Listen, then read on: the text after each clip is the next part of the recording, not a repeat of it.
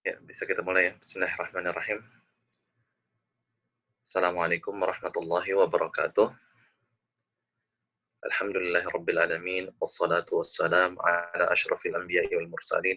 Wa ala alihi wa ashabihi. Wa man sara ala nahjihi wa istanna bisunnatihi ila yaumiddin. Amma ba'd.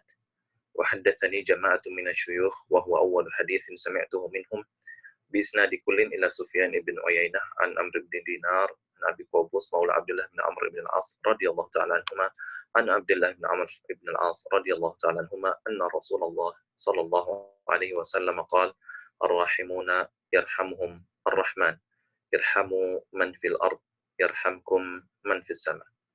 أما بعد, alhamdulillah rabbil alamin, segala puji bagi Allah Rabb semesta alam yang sudah memudahkan kita semuanya dan memberikan kepada kita taufik serta hidayahnya sehingga pada hari ini, hari Kamis 28 Ramadan 1441 Hijriah, kita sama-sama bisa mengkaji ilmu syar'i lagi, yaitu pembahasan hadis Arba'in An-Nawawiyah, yang insya Allah Ta'ala pada kesempatan kali ini kita akan membahas hadis yang ke-7. Sebelumnya juga saya mohon maaf, kemarin qadar Allah belum bisa mengisi, kemudian juga sekarang baru bisa mengisi di jam 4 sore, tapi bismillah semoga hal ini tidak menghalangi niat baik kita untuk sama-sama talabul ilmi. Ya. Karena kata para ulama, ma la yudrak kulluhu la yutrak kulluhu. Ya. Kalau kita nggak bisa dapat semuanya atau suatu kebaikan itu, setidaknya jangan sampai ditinggalin sama sekali. Ya.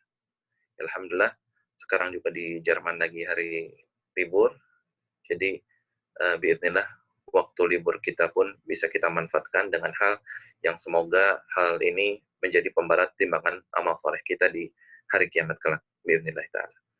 Baik, seperti biasa, sebelum kita masuk ke pembahasan hadis yang ke-7, kita ingin murojaah dulu sedikit dengan apa yang pernah kita pelajari di hadis sebelumnya, hadis yang ke-6. Baik, ada yang mau setor hadis ke-6 selain yang sudah setor pekan lalu? Fadhol. Saya coba Yang Ustaz.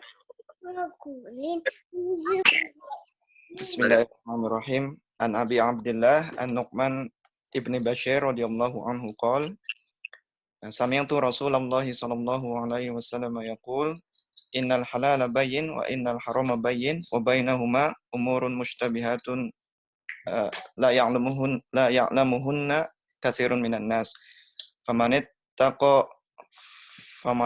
syubhati faqad istabra'a li dinihi wa 'irdi wa man waqa'a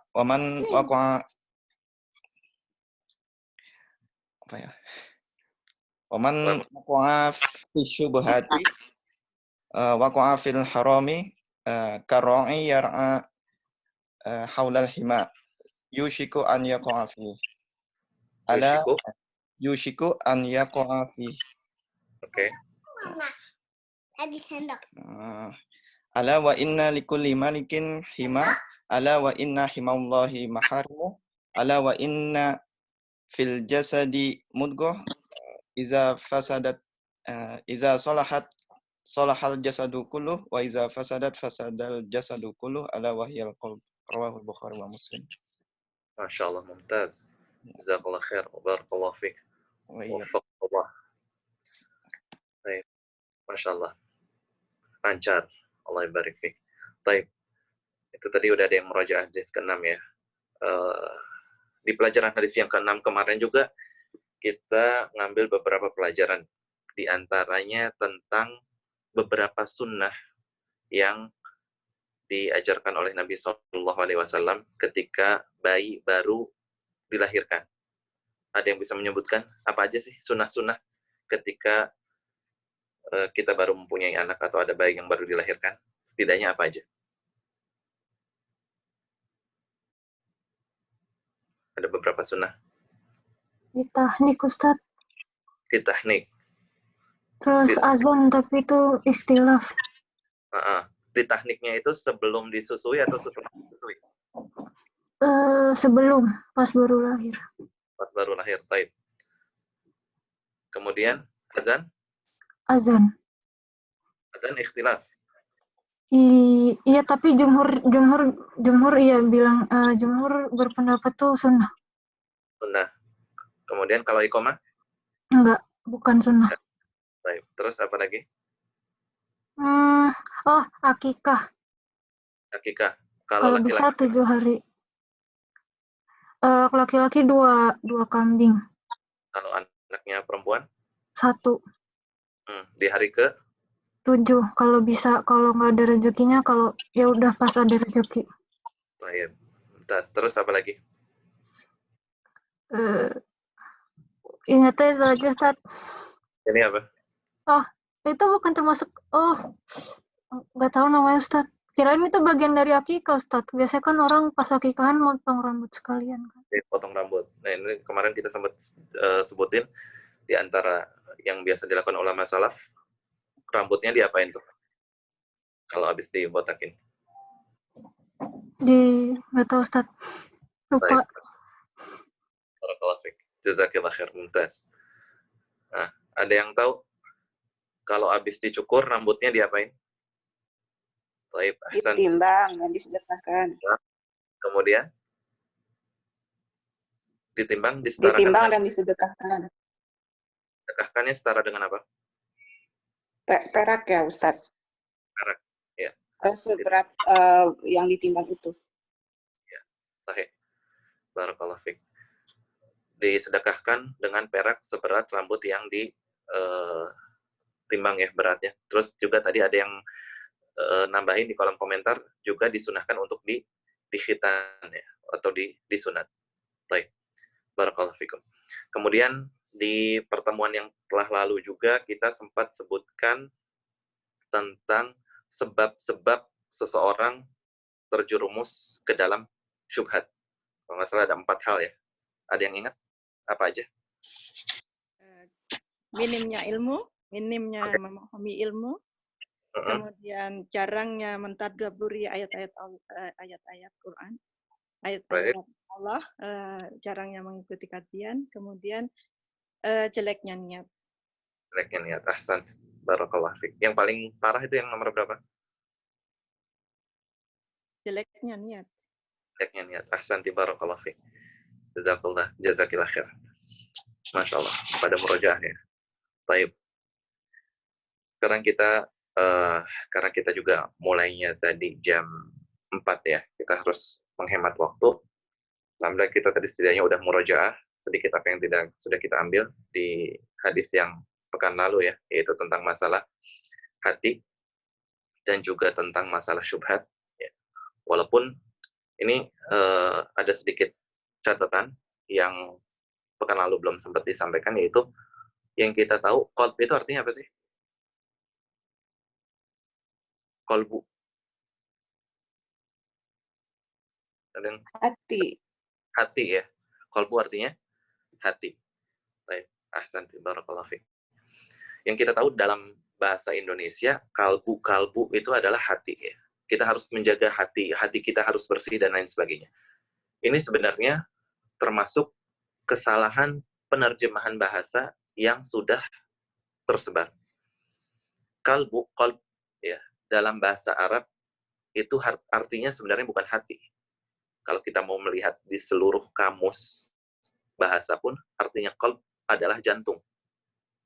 Ya, dan peranan jantung sangat besar bagi seorang manusia. Adapun hati dalam bahasa Arab itu bukan qalb ya, tapi adalah kabid atau kibdah.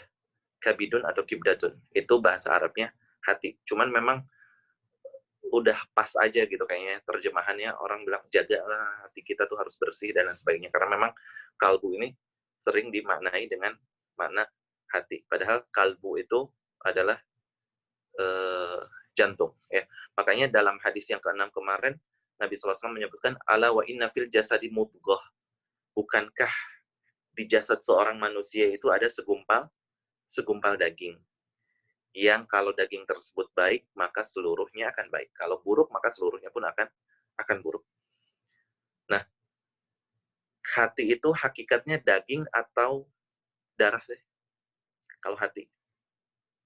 Darah. Darah ya. Makanya Darah. kalau darah ya, barakallahu fiik.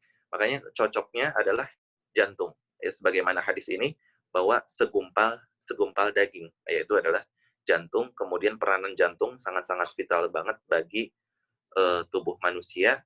Maka qalbu adalah terjemahan yang pas adalah jantung, sedangkan hati adalah kabid. Dan kabid atau hati ini dari hakikatnya adalah darah, bukan daging. Tapi ini memang sudah termasuk banyak ya, para asatidzah juga menyebutkan bahwa ini termasuk kesalahan yang sudah kepalang tersebar dan sudah banyak tersebar. Ya, tapi intinya maknanya bisa kita pahami bahwa kita harus menjaga hati kita, otomatis kita langsung paham apa yang dimaksud ya. Tapi kalau kita bilang kita harus jaga jantung kita, walaupun secara terjemah ini lebih tepat, akan tapi belum terlalu familiar. Baik. Kita sekarang masuk ke pembahasan hadis yang ke-7. Ada yang mau store hadis ke-7? Ada, sama. Ya, boleh. An Abi Ruqayyah Tamim bin Aus ad-Dari radhiyallahu an anna Nabiyya sallallahu alaihi wasallam qala ad-dinun nasihah qulna liman qala lillahi wali kitabihi wali rasulihi wali a'immatil muslimina wa ammatihim rawahu Muslim. Ahsan, barakallahu fiik. Ada lagi? Yang mau store hadis ke-7? Saya boleh stop. Boleh, silakan. Fadhali.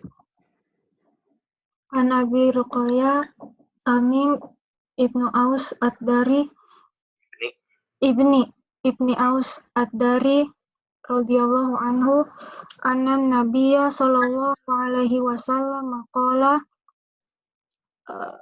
ad-dinun nasihah qulna liman qala lillahi wali kitabih wali rasulih wali a'immatil muslimin wa ammatihim rawahu Muslim.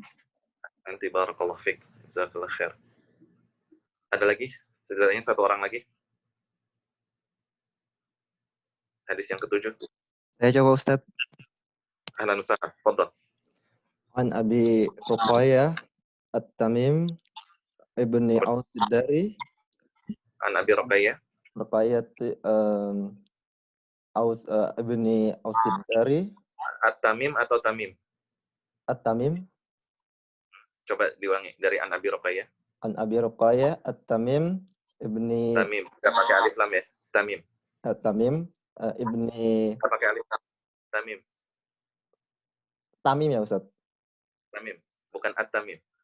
An Abi Ruqayyah Tamim Ibni Aus ad-Dari An-Nabi sallallahu alaihi wasallam Ya Allah ta'ala anhu.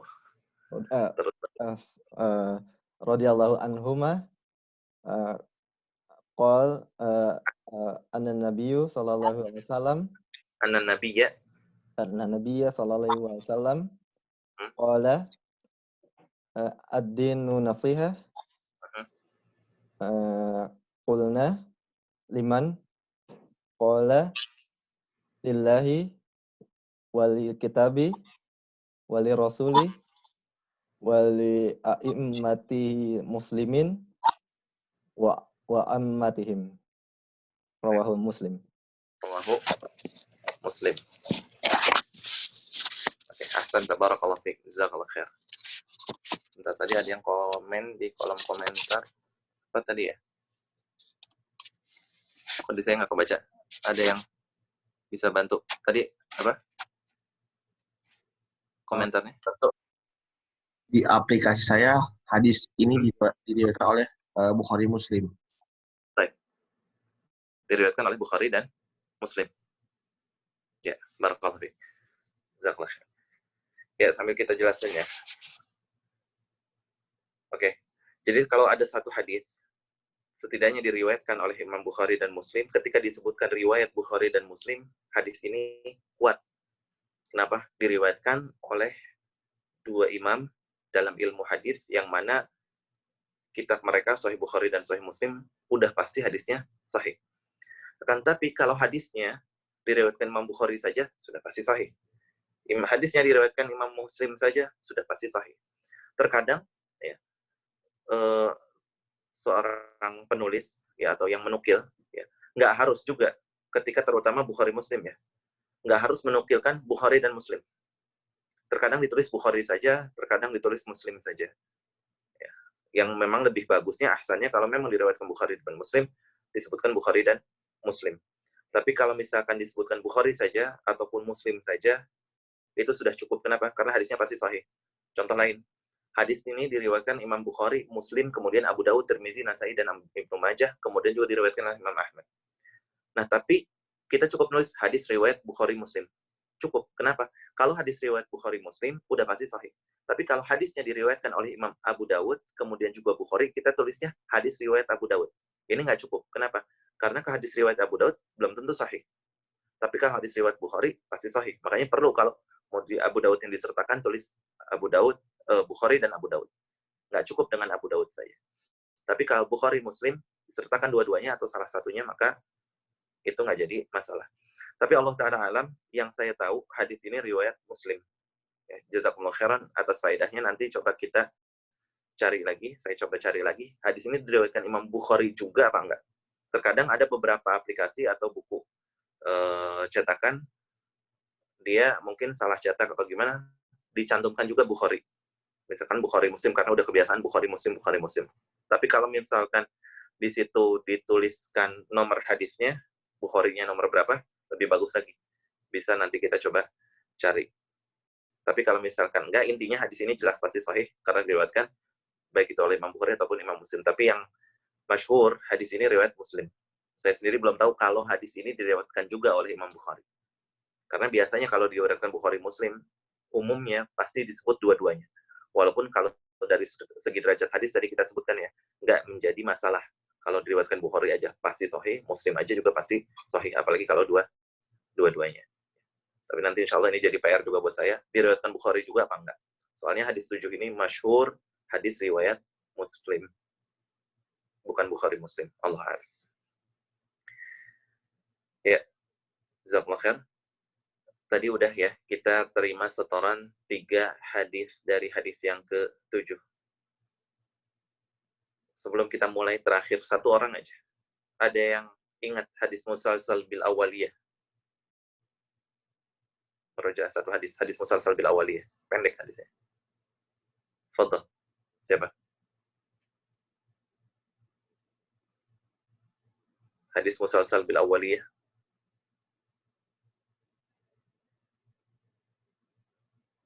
Setiap hari kita baca, setiap pertemuan kita baca. Saya coba Ustaz. Yang dari Abdullah bin Amr ya Ustaz. Bismillahirrahmanirrahim. An Abdullah bin Amr yablughu bihi an-nabi sallallahu alaihi wasallam ar-rahimuna yarhamuhumur rahman irhamu ahlal ardi yarhamkum man fis sama. Barakallahu fiik. Jazakumullah khair. Ya. Ada beberapa riwayat ya. Tadi ada yang irhamu ahlal ardi. Ada juga irhamu man fil ard yarhamkum man fis sama. Dua-duanya riwayatnya sahih. Barakallahu fiik. Baik. Sekarang kita masuk ke pembahasan hadis yang ke-7. Hadis yang ke-7 ini hadis riwayat sahabat yang mulia bernama Tamim ibn Aus Ad-Dari. Tamim ibn Aus Ad-Dari radhiyallahu taala anhu adalah salah seorang sahabat yang tidak banyak meriwayatkan hadis.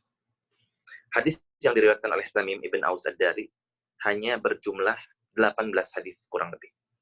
Ya, sedangkan kita tahu ada sahabat yang lebih meriwayatkan hadis dari 1000. Ada yang ingat 7 orangnya siapa aja? Sambil murojaah. Nggak boleh lihat kita. Abu Hurairah radhiyallahu anhu, Aisyah radhiyallahu anha, Jabir bin Abdullah radhiyallahu anhuma,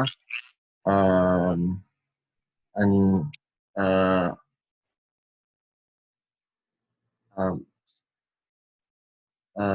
Ibnu Abbas. Ibnu Abbas. Oke. Yang ketiga lagi, Tiga lagi. yang ketiga boleh yang lebih jawab anak kayaknya hafalannya. Baik, barakallahu fiik. Ada yang bantu 3 lagi? Tadi udah sebutin 4, 3 lagi. Siapa yang belum disebutin? Dari 7 sahabat yang paling baik meriwayatkan hadis. Anas bin Malik, Aisyah, kemudian Ibnu Umar. Barakallahu fikum. Ya. Itu 7 sahabat yang meriwayatkan hadis lebih dari 1000. Sedangkan ada sahabat yang meriwayatkan hadis hanya jumlahnya ratusan. Ada juga yang hanya sedikit. Di antara yang hanya sedikit adalah Abu Ruqayyah, Tamim ibn Aus Ad-Dari. Hadis yang diriwayatkan beliau kurang lebih hanya 18 hadis. Dan 1 hadis dalam kitab Sahih Muslim, yaitu hadis Ad-Dinun Nasihah. Makanya, Allah alam, saya pribadi belum tahu kalau hadis ini diriwayatkan oleh Imam Bukhari juga. Karena para ulama pun ketika menyebutkan tentang Tamim ibn Aus Ad-Dari, menyebutkan bahwa dia memiliki 1 hadis yang diriwayatkan oleh Imam Muslim, yaitu hadis nasihat. Dan para ulama nggak nyebutin hadis Bukhari Muslim, tapi hadis Muslim. Ya. Allah Ta'ala alam. Intinya, Tamim ibn Aus Ad-Dari meriwayatkan kurang lebih 18 hadis dari Rasulullah SAW. Kenapa?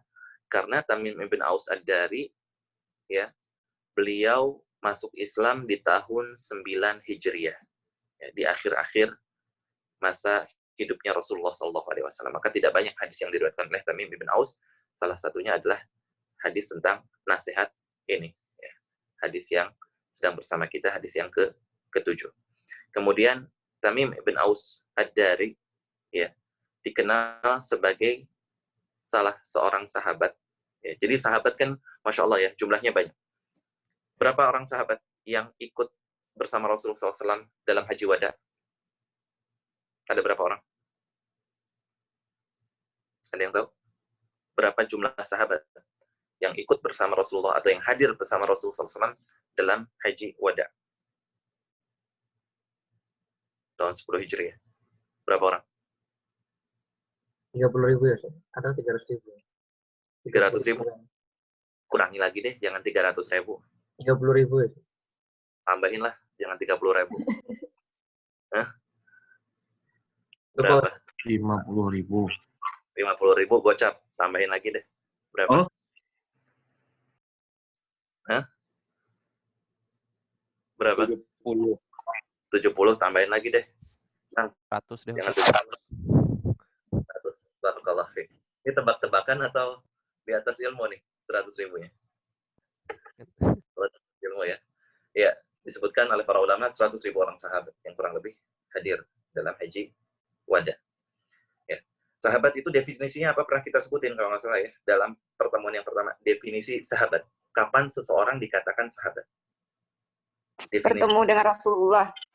Bertemu. Harus melihat apa enggak? Bertemu atau melihat? Melihat. Melihat. Ya bertemu otomatis melihat dong, Ustaz. Beda. Bertemu belum tentu melihat. Pasti bertemu. Bertemu fisik gitu ya? Bertemu ngobrol, Ustaz. Oke, terus bertemu dengan Rasulullah SAW. Jadi gimana nih Mbak? Bertemu atau melihat? Pastiin. Bertemu deh, Ustaz. Oke, kasih bertemu. Kalau dengan Rasulullah, Hah? Kalau melihat Rasulullah belum tentu ketemu. Melihat belum tentu bertemu, atau bertemu belum tentu melihat. Melihat belum tentu bertemu, Rasulullah belum tentu ketemu kita, seperti kita ngelihat dari jauh gitu doang kan? Atau Iya. Tapi dikatakan ketemu nggak? Saya tadi Ada ketemu. ada kontak fisik, Ustadz. Ada kontak fisik. Tapi kalau sama itu nggak ini ya, sama Sabia nggak ya? Oh iya betul. Indra, iya kan kalau perempuan nggak mungkin kontak fisik. Iya betul. Kita misalkan salah satunya indera penglihatan. Itu sebenarnya udah sebut secara fisik melihat. Oh ngelihat tuh. Tadi saya ngelihat Pak Budi di pasar. Belum tentu ngobrol kan. Tapi udah ngelihat. Makanya bertemu atau melihat. Atau harus kontak fisik. Ini beda nih antara bertemu, melihat, dan kontak fisik. Melihat, Ustaz. Melihat, oke. Jadi perbedaan pendapat nih ya di kalangan ulama Jerman mengaji, ada yang bilang bertemu, ada yang bilang melihat, ada yang bilang kontak fisik. Oke, terus. Muslim. Muslim. Oke, terus. Meninggalnya juga masih dalam keadaan Islam. Meninggalnya dalam keadaan Islam. Terus kalau pernah murtad, terus masuk Islam lagi, disebut sahabat nggak? Enggak, kayaknya Ustadz. Enggak. Enggak kayaknya. Kayaknya. Tahu Ustadz. Gimana? Kalau masuk Islamnya lagi dalam waktu Rasulullah masih hidup, maka dia jadi sahabat lagi. Jadi, kalau masuk udah wafat. Jadi murtad saat Rasulullah masih hidup, kemudian ketika Rasulullah masih hidup juga masuk Islam lagi, maka masih sahabat. Tapi kalau dia kembali kepada Islamnya ketika Rasulullah sudah wafat, bukan sahabat lagi. Ini menurut antum atau menurut ulama? Menurut aneh. Baik, barakallahu fiik. Afwan, sebentar aja ya, Ana minta waktunya setengah menit. Ada yang nganterin iftar. Sebentar aja.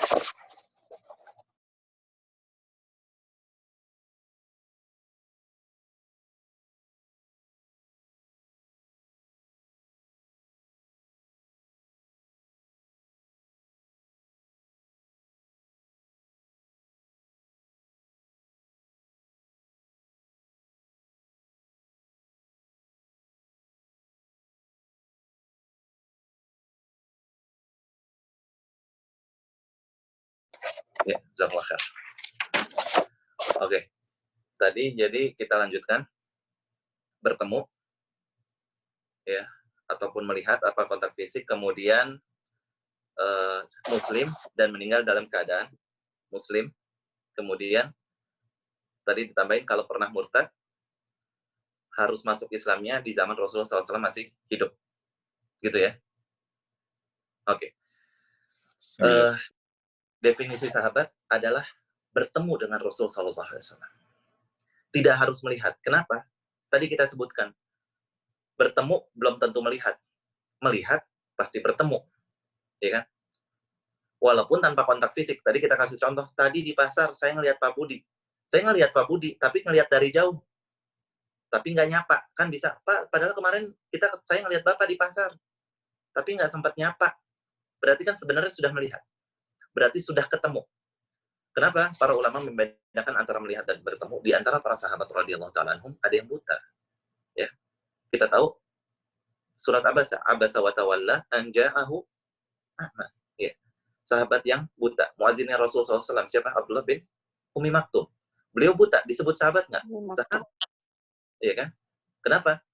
Karena pernah bertemu dengan Rasulullah SAW. Maka bertemu tidak syarat harus melihat. Yang penting pernah bertemu. Maka sahabat adalah yang pernah bertemu dengan Rasulullah SAW. Dan tidak harus ada kontak fisik, misalkan berjabat tangan dan sebagainya. Karena sahabat-sahabat yang wanita tidak berjabat tangan dengan Rasulullah SAW. Maka bertemu dengan Rasulullah SAW. Kemudian beriman. Ya, harus beriman. Contohnya siapa yang nggak beriman? Abu Jahal, Abu Lahab, Abu Talib. Ya, bertemu dengan Rasulullah SAW. Tapi tidak beriman. Harus beriman dengan beliau, kemudian dan meninggal dalam keadaan muslim atau dalam keadaan beriman. Karena memang ada di antara yang pernah bertemu, kemudian beriman, tetap suaminya siapa? Yang murtad di Habasyah. Suaminya siapa? Salah satu dari mantan suaminya istri Rasulullah ya Ustadz. Saya lupa namanya. Ummu Salamah. Bukan Ummu Salamah ya? Ummu siapa? Ada yang ingat? Ini pernah dibahas nih. Ummu siapa? Terserah mau nama kunyahnya. Ummu Habibah. Ummu Habibah. Barakallahu. Nama aslinya adalah siapa? Romlah ya. Romlah. Ya lupa. Oke. Barakallahu fiik. Ummu Habibah Romlah. Suaminya bertemu, kemudian beriman, tapi waliyadzubillah murtad. Maka disyaratkan harus bertemu, beriman dan meninggal dalam keadaan Islam. Dan para ulama menyebutkan walau takhallalat riddatuh, walaupun pernah murtad, bahkan disebutkan walau takhallalat artinya pernah murtad terus masuk Islam lagi, terus murtad lagi, terus masuk Islam lagi. Inti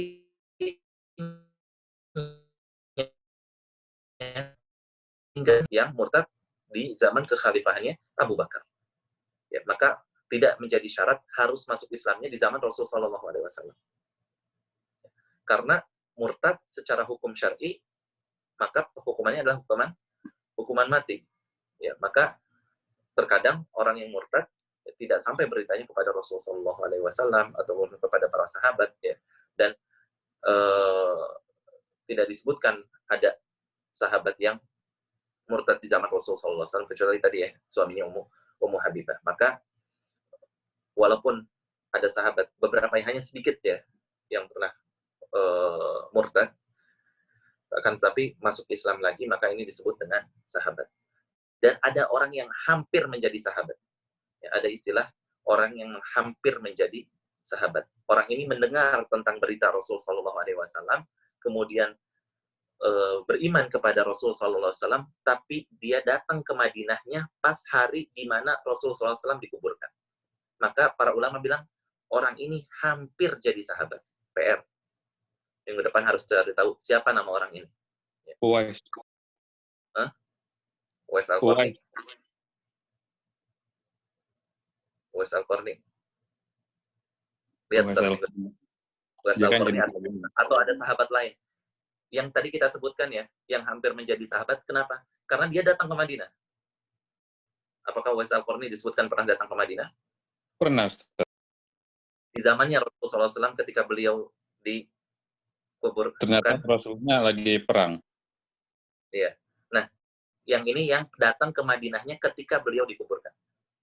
Ketika hari di mana beliau dikuburkan. Ini PR lah intinya. Minggu depan kita cek bareng-bareng biidznillah ta'ala. Ya. Apakah Uwais Al-Qarni atau bukan.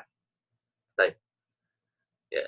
Jadi disebutkan oleh para ulama, keadaan yakuna sahabian, hampir banget jadi sahabat. Kalaupun misalkan ketemu, datang ke Madinah, sempat melihat Rasulullah SAW, ya, semasa hidup beliau, misalkan walaupun beberapa saat sebelum beliau wafat, maka dikatakan sahabat.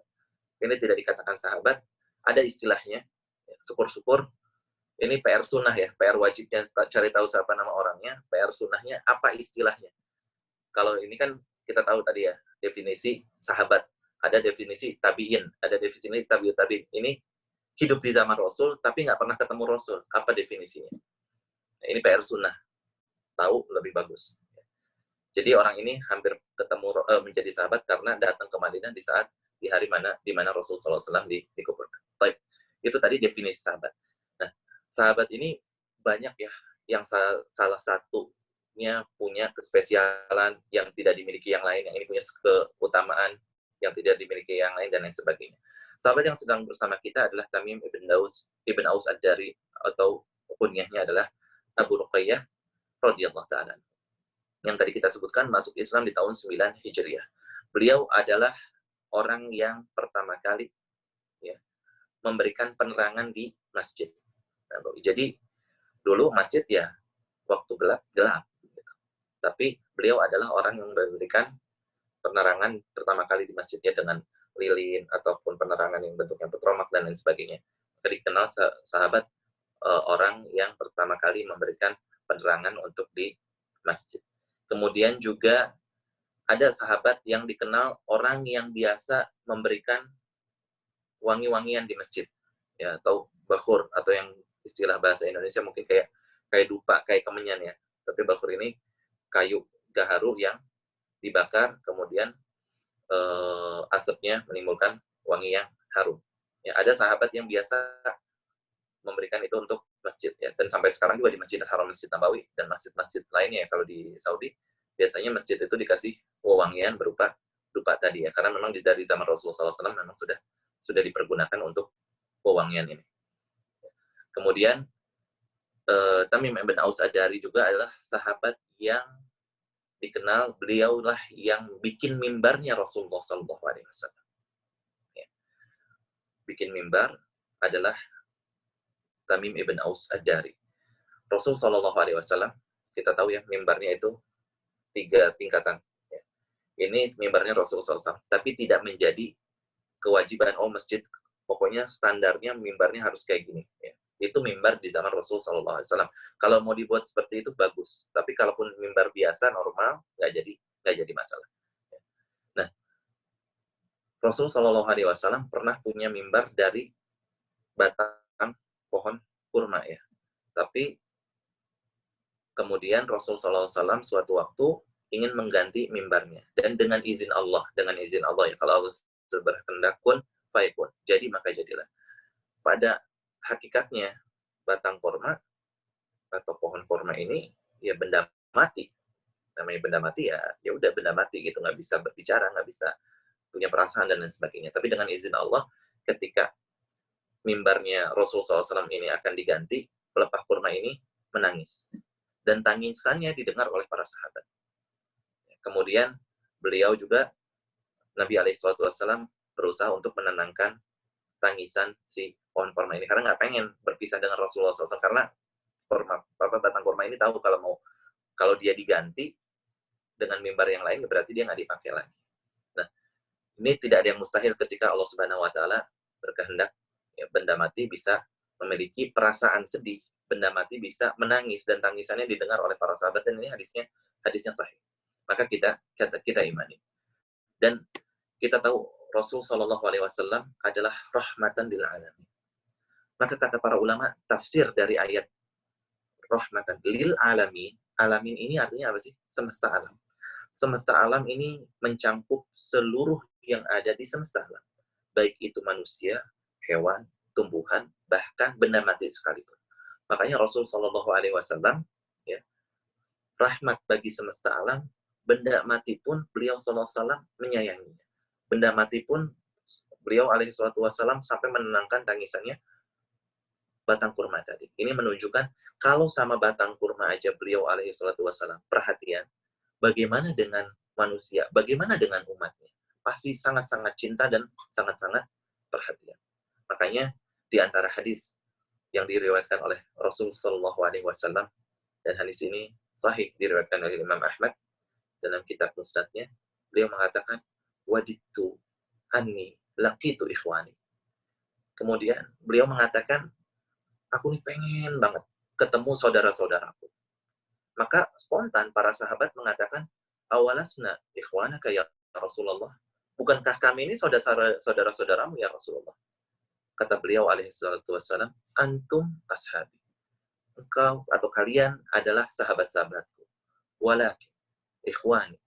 Ya. Siapa akan tetapi saudara-saudaraku yang aku pengen banget, kangen banget, ingin bertemu dengan mereka, humul ladina amanu bi walam yarawni. Alaihi salatu wassalam. Beliau mengatakan, merekalah orang-orang yang beriman kepadaku, tapi belum pernah bertemu atau melihatku sama sekali. Maka kita berharap kepada Allah Subhanahu Wa Taala, semoga kita termasuk orang-orang yang beriman, yang dikangenin oleh baginda Rasulullah Sallallahu Alaihi Wasallam, dan Allah Subhanahu Wa Taala berkenan untuk mengumpulkan kita bersama baginda Nabi Muhammad Sallallahu Alaihi Wasallam di dalam surga Firdausnya. Baik. Jadi tadi ya sudah kita sebutin bagaimana cintanya Rasul Sallallahu Alaihi Wasallam kepada umatnya, ya, kepada sahabatnya, bahkan kepada benda mati, contohnya mimbar tadi. Nah, mimbar itu tadi kita sebutkan bahwa sahabat yang membuat mimbar adalah Tamim ibn Daus Ad-Dari radhiyallahu taala anhu. Ya. Kemudian Tamim ibn Daus Ad-Dari ya, radhiyallahu taala anhu ini sahabat yang tadinya agamanya Nasrani. Ada yang tahu siapa nama orang sepupunya Khadijah yang juga agamanya Nasrani dan beriman kepada Rasul alaihi salatu wassalam, tapi keburu meninggal?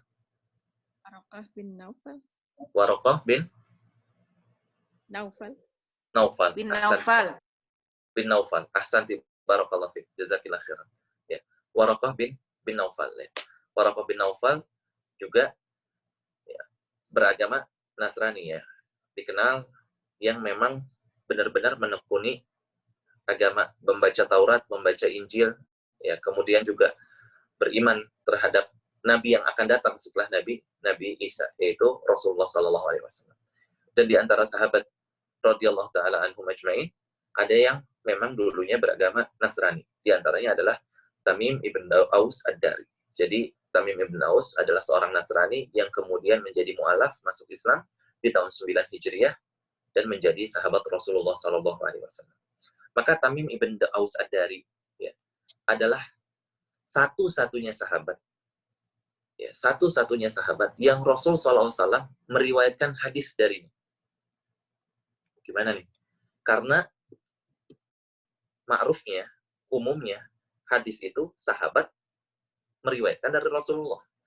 Tapi ini Rasulullah meriwayatkan hadis dari salah seorang sahabat. Dan hanya satu, yaitu Tamim ibn Aus Ad-Dari. Kalau kita lihat dalam lafaz ilmu hadis ya, hadis itu kan kadang para ulama menyebutkan sami itu, saya mendengar, qala, dia berkata, atau haddatsani, telah berbicara kepadaku, telah mengatakan kepadaku. Ya. Ini lafaz-lafaz yang dipakai dalam ilmu hadis ya, oleh para ulama hadis. Dan Rasulullah SAW pun mengatakan haddatsani, telah menceritakan kepadaku Tamim ibn Aus Ad-Dari. Maka Tamim ibn Aus Ad-Dari dikenal satu-satunya sahabat yang mana Rasulullah SAW meriwayatkan satu cerita dari Tamim ibn Aus Ad-Dari. Cerita apa itu? Cerita mengenai jasasah. Cerita mengenai jasasah. Apa itu jasasah? Sambil nanti kita jelaskan. Jasasah itu apa?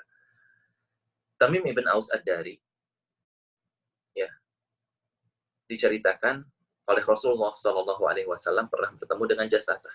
Hadis ini, ya, hadis tentang jasasah ini bukan riwayat dari Tamim ibn Aus, ya, akan tetapi riwayat dari salah seorang wanita yang bernama Fatimah binti Qais.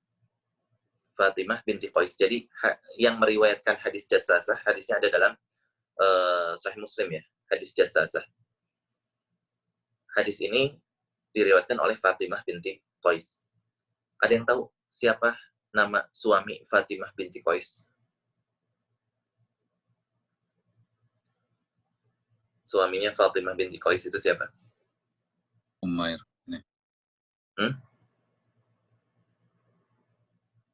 Ada yang tahu? Amr. Amr?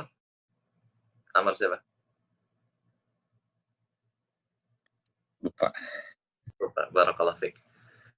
Oke. Amr ya. Mungkin. Ya, baik. Suaminya Fatimah binti Qais adalah Usamah bin Zaid. Nah, ya Usamah. Hah? Siapa? Nah, ya benar. Afwan. Usamah bin Zaid. Usamah bin Zaid bin siapa? Zaid bin siapa nih? Usamah bin Zaid. Zaidnya bin siapa? Kita tahu ada sahabat Zaid bin Harithah. Bin Harithah, ada satu lagi Zaid bin Sabit. Sabit. Nah, kalau Usamah bin Zaid bin Sabit. Bin Sabit. Atau bin Harithah. Ini nebak-nebak atau di atasnya mana? Harithah. Bin Harithah ya. Baik, barakallahu fikum. Ya, Usamah bin Zaid ibn Harithah. Ya, jadi Usamah ibn Zaid ini nikah dengan Fatimah binti Qais. Ya. Dan yang menikahkan adalah Rasulullah SAW.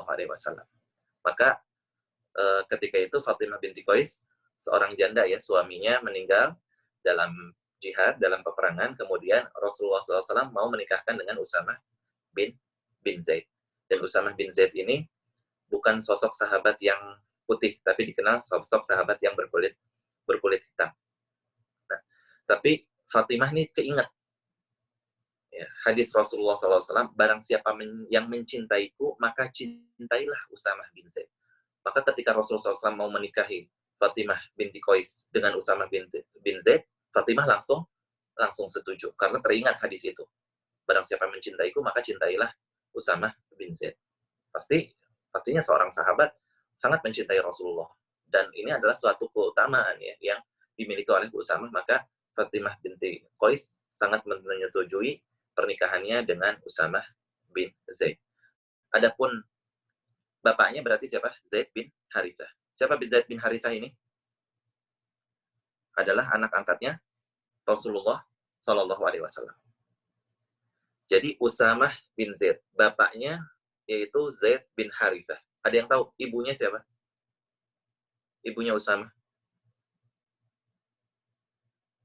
Ibunya Usamah alias istri dari Zaid bin Harithah. Zainab. Zainab. Baik. Zainab binti Yang sekarang jadi istrinya Rasulullah. Yang jadi istrinya Rasulullah. Ya, Zainab binti Jahash. Sahih, binti Jahash pernah menikah dengan Zaid bin Harithah. Tapi Zainab ini bukan ibunya Usamah. Siapa ibunya Usamah? Karena setelah itu Zaid bin Harithah menikah lagi dengan seorang wanita, Fulanah, yang mana dari Fulanah ini punya anak yaitu Usamah. Siapa Fulanah ini? Ada yang tahu? Baik. Ini diingat-ingat ya, minggu depan murojaahnya insya Allah. Silsilah nama-nama keluarga sahabat. Ya, siapa? Ummu Aiman. Ummu Aiman. Googling apa memang udah pernah tahu nih? Enggak, ini sih cuma nyari di YouTube. Jangan di YouTube. Saya curiga soalnya nih. Ini di YouTube soalnya. Takutnya suudzon kan? Ternyata suudzon saya nggak salah. Barakallahu fiik. Nggak, santai.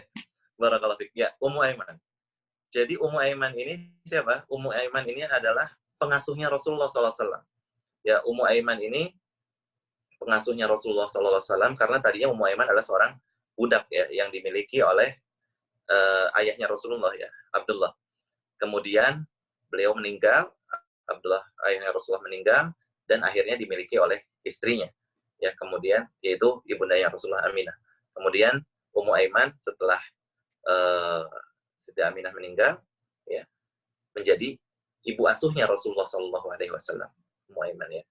Nah, Ummu Aiman ini sangat dicintai oleh Rasulullah SAW. Ummu Aiman ini akhirnya dibebaskan ya. Pertamanya tadinya budak, kemudian jadi orang yang merdeka. Kemudian Ummu Aiman ini dikenal Hadinatul Rasul. Berarti Hadinah itu maknanya yang merawat Rasul. Ya, memang seolah-olah udah seperti ibunya ya, karena yang merawat Rasulullah SAW dari kecil.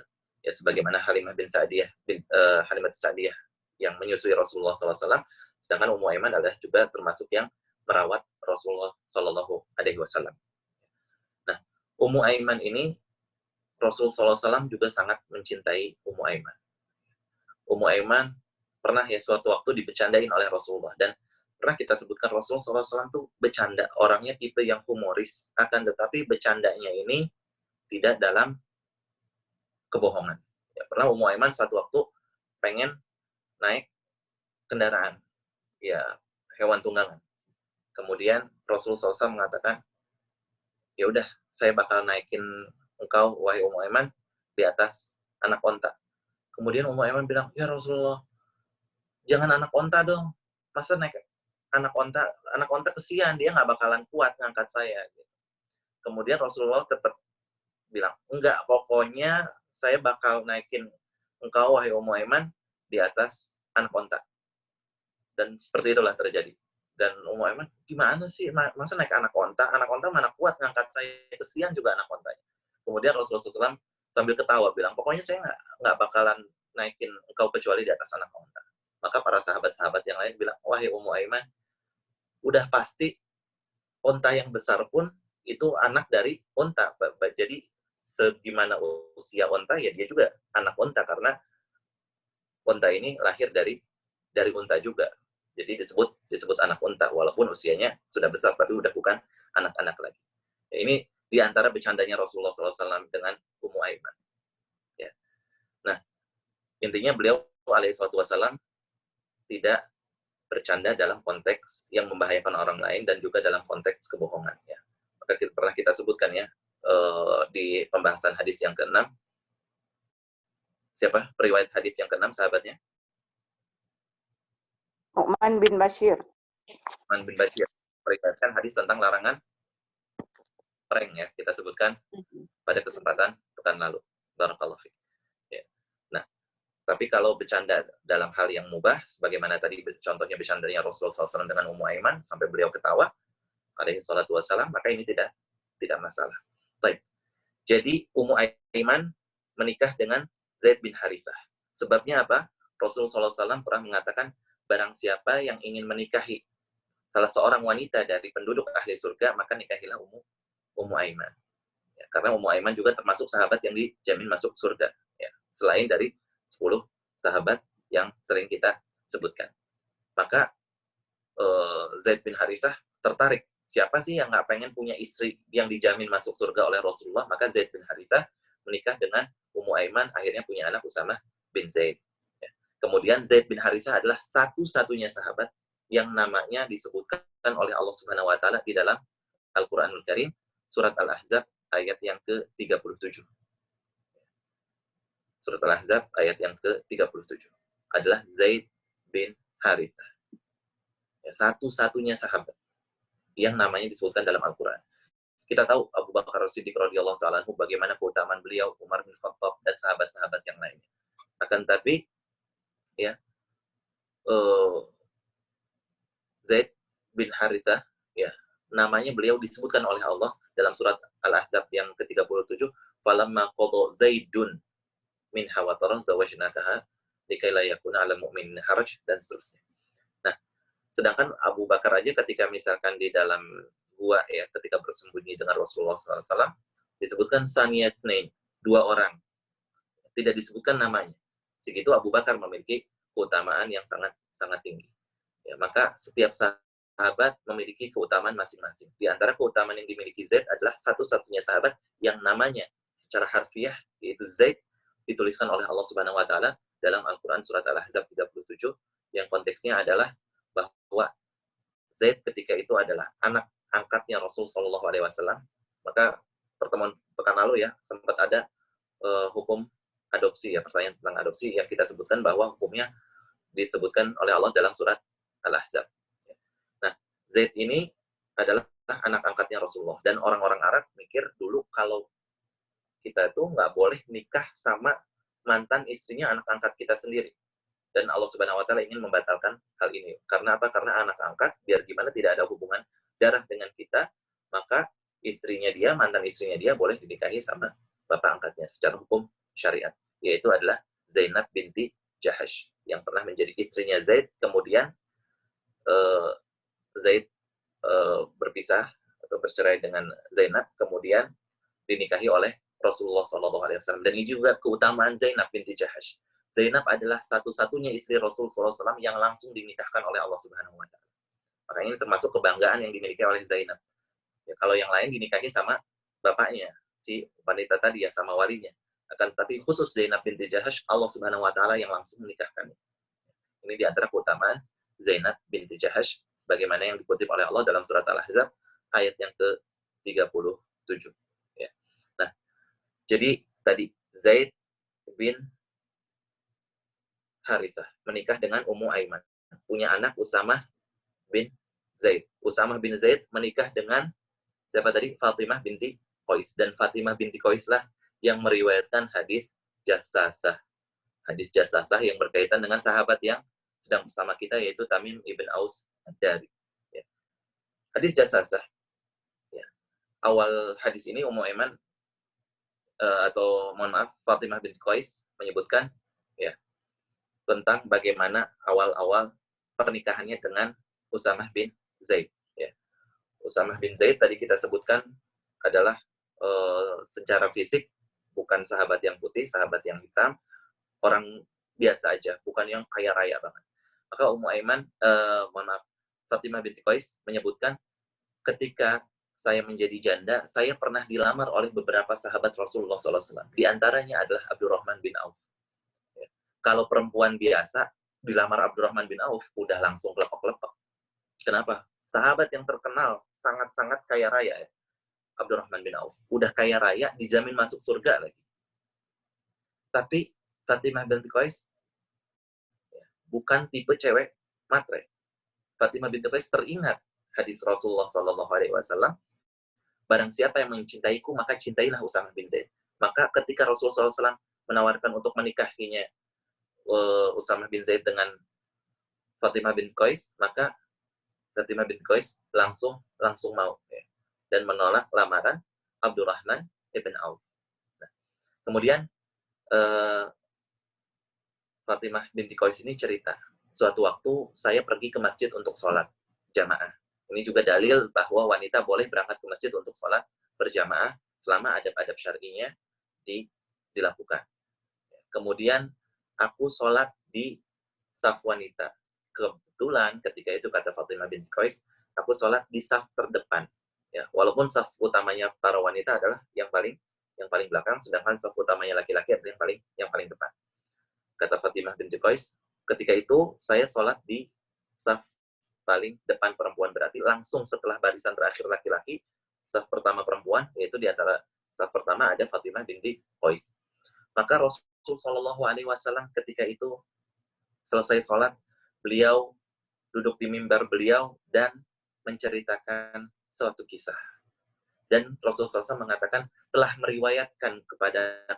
menceritakan kepadaku Tamim ibn Aus Ad-Dari. Maka dari sinilah kita kenal bahwa Tamim ibn Aus Ad-Dari satu-satunya sahabat yang Rasulullah SAW meriwayatkan hadis atau cerita dari beliau.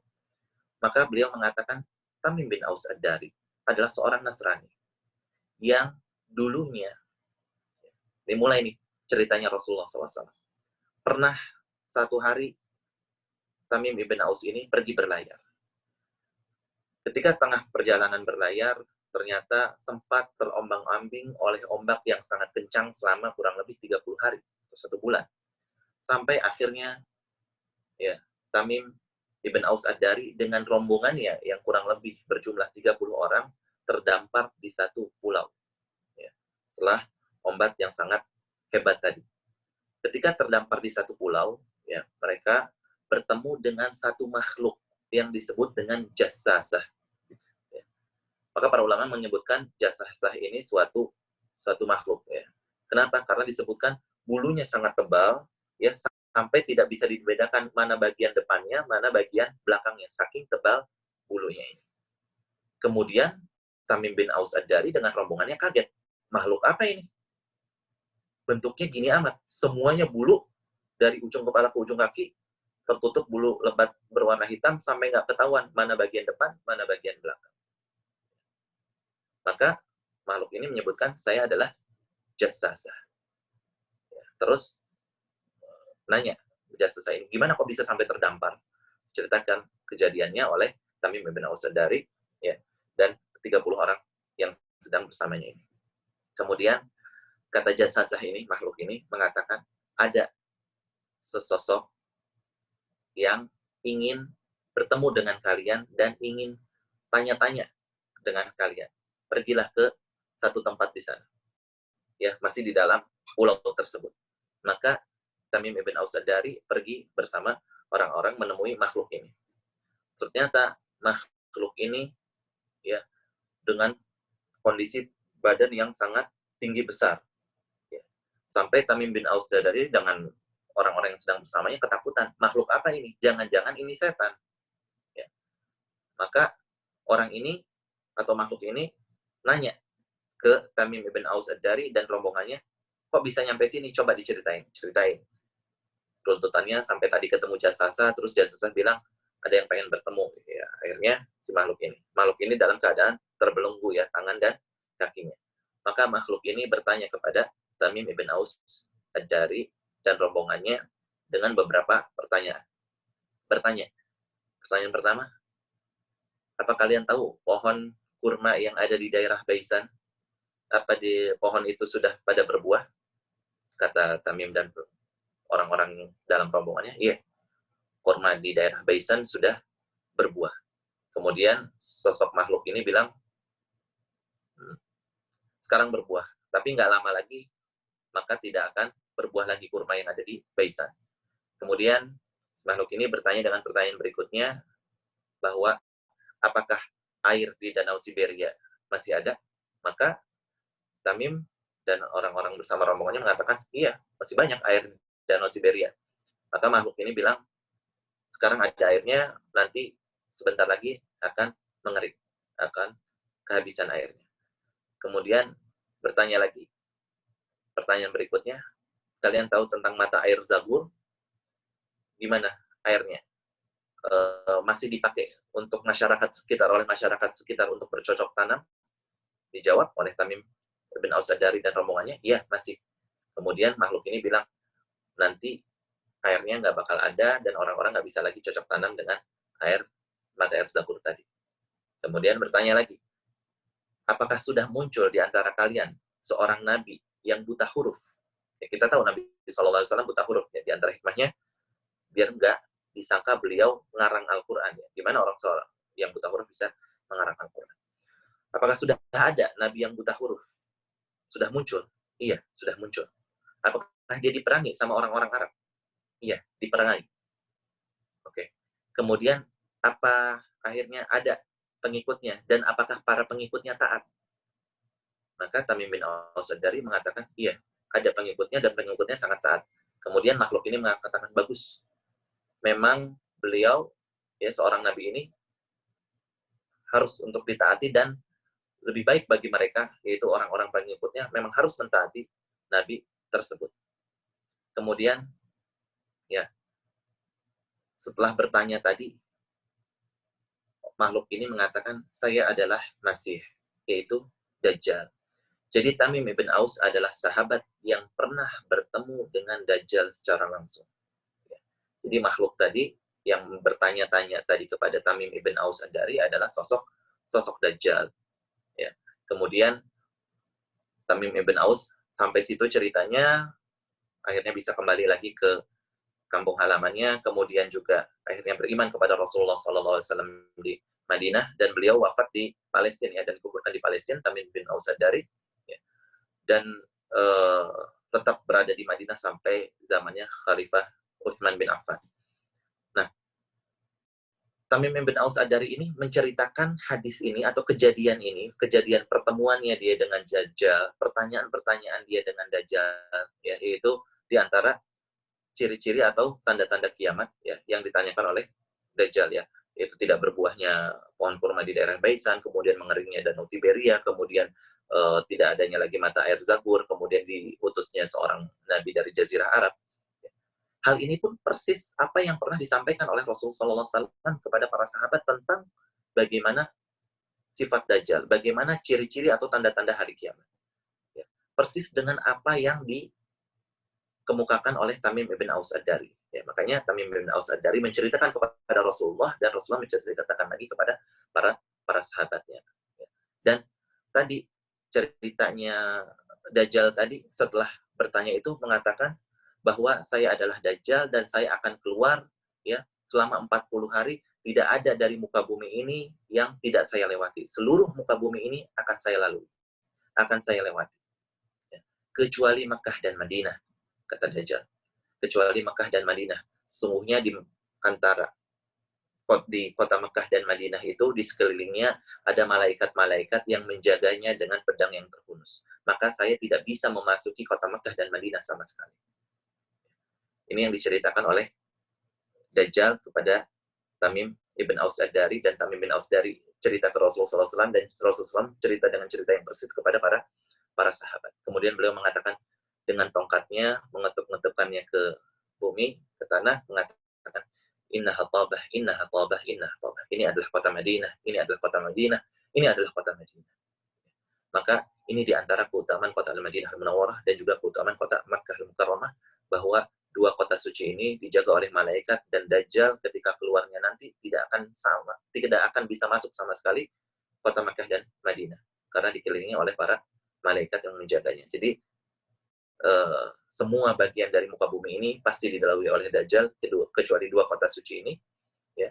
Dan adapun waliyatubillah, nasallallahu salamah wal afiyah, orang-orang munafik di dalam kota Makkah dan Madinah, dengan sendirinya mereka akan keluar kota dan akan menjadi pengikut Dajjal, waliyatubillah. Akan tetapi Dajjal tidak bisa masuk, dan orang-orang mukmin, ya, terjaga, terlindungi di dalam kota Makkah dan Al-Madinah. Maka hadis ini bercerita tentang kisah pertemuannya Tamim bin Aus Ad-Dari dengan Dajjal yang tadi diriwayatkan oleh sahabat Fatimah binti Qais. Ya. Jadi ini adalah di antara tanda-tanda hari kiamat. Sempat kita sebutkan di pembahasan hadis Arba'in yang kedua tentang tanda-tanda hari kiamat. Ya. Di antara tanda-tanda hari kiamat kan akan ada budak wanita yang melahirkan tuannya. Kemudian akan ada orang yang berlomba-lomba membangun gedung, ya, dan lain sebagainya. Ini adalah di antara ciri-ciri hari kiamat. Banyak ciri-ciri hari kiamat yang hadisnya sahih.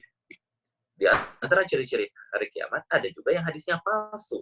Ada juga yang hadisnya dhaif. Maka hati-hati dengan hadis-hadis palsu mengenai ciri-ciri hari kiamat.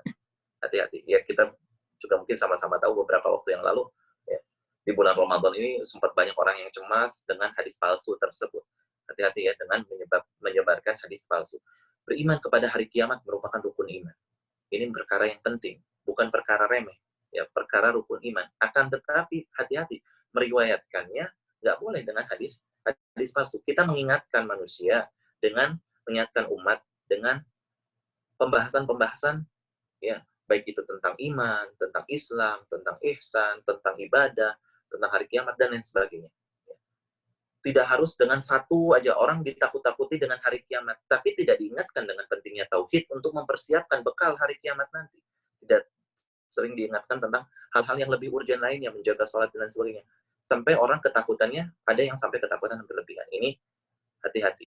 Ya, kita penting, bukan meremehkan ilmu hari kiamat, penting kita membahas tentang ciri-ciri hari kiamat, tanda-tanda hari kiamat. Apa aja tanda-tanda yang kecil, ya, sughra, kemudian yang kubro, apa yang harus kita persiapkan menuju hari kiamat nanti. Karena hari kiamat pasti terjadi, tapi belum tentu kita mengalami hari kiamat tadi. Maka yang terpenting adalah bagaimana kita mempersiapkan.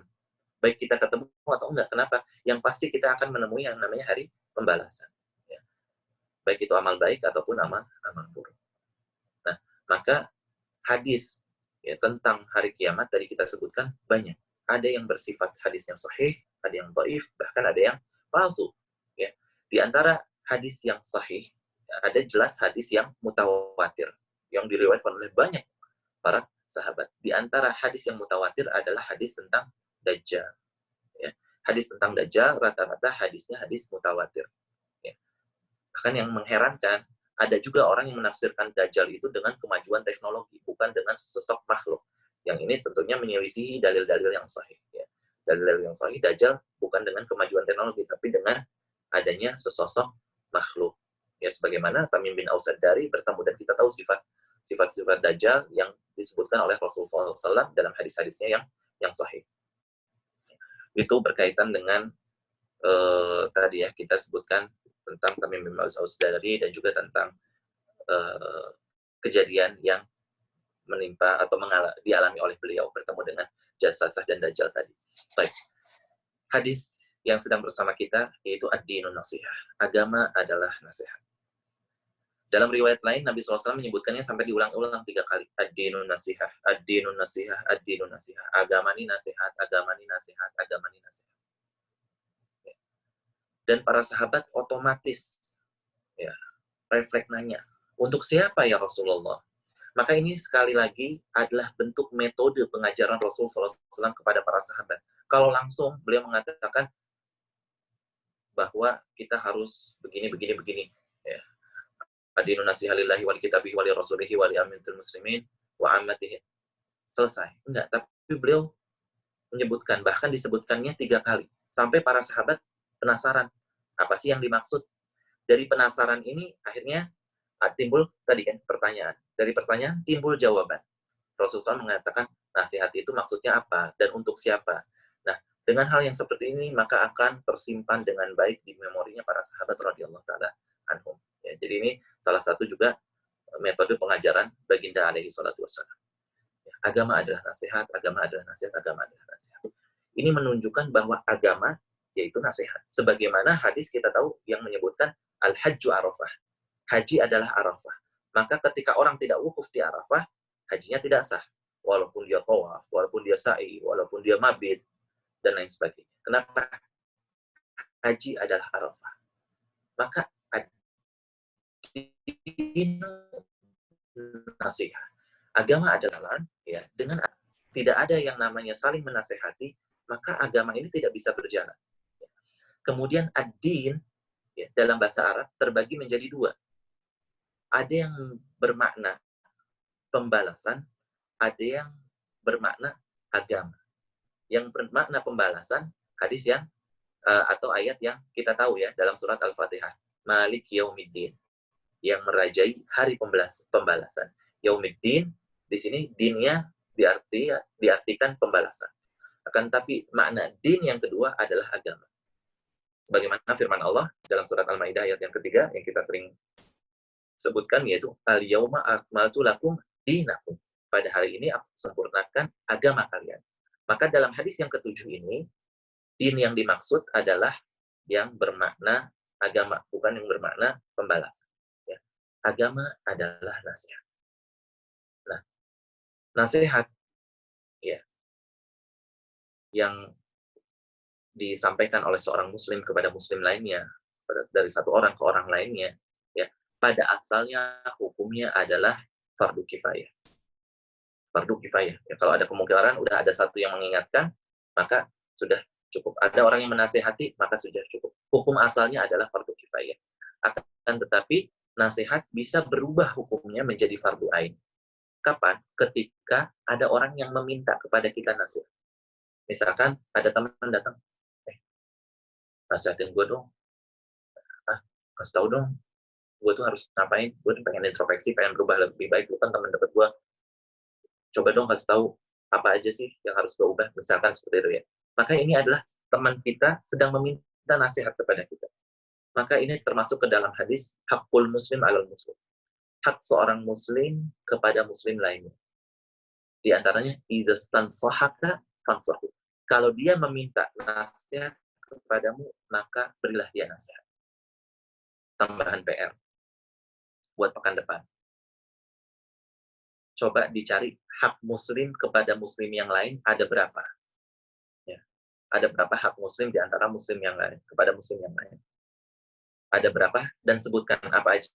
Ini udah satu kita sebutkan. Ini PR ya buat pekan depan. PR buat pekan depan. Dijawabnya pekan depan. Semua harus tahu. Ya, ada berapa dan apa aja. Salah satunya ini. Kalau ada yang minta nasihat, maka wajib. Wajib. Nggak boleh nggak. Harus kita kasih dia nasihat. Minimalnya, takwalah kita kepada Allah. Ya, bagusnya kita kasih tahu. Ya, karena al-muslimu mir'atul muslim. Seorang muslim, cerminan bagi muslim yang lain. Kita nggak bisa ngelihat diri kita sendiri. Kita ngerasanya mungkin kita lempeng-lempeng aja, bagus-bagus aja. Bahkan mungkin kita ngerasa udah jadi orang yang perfect. Tapi belum tentu ya, orang lain kan melihat pribadi kita. Maka kita minta, nasihatin dong.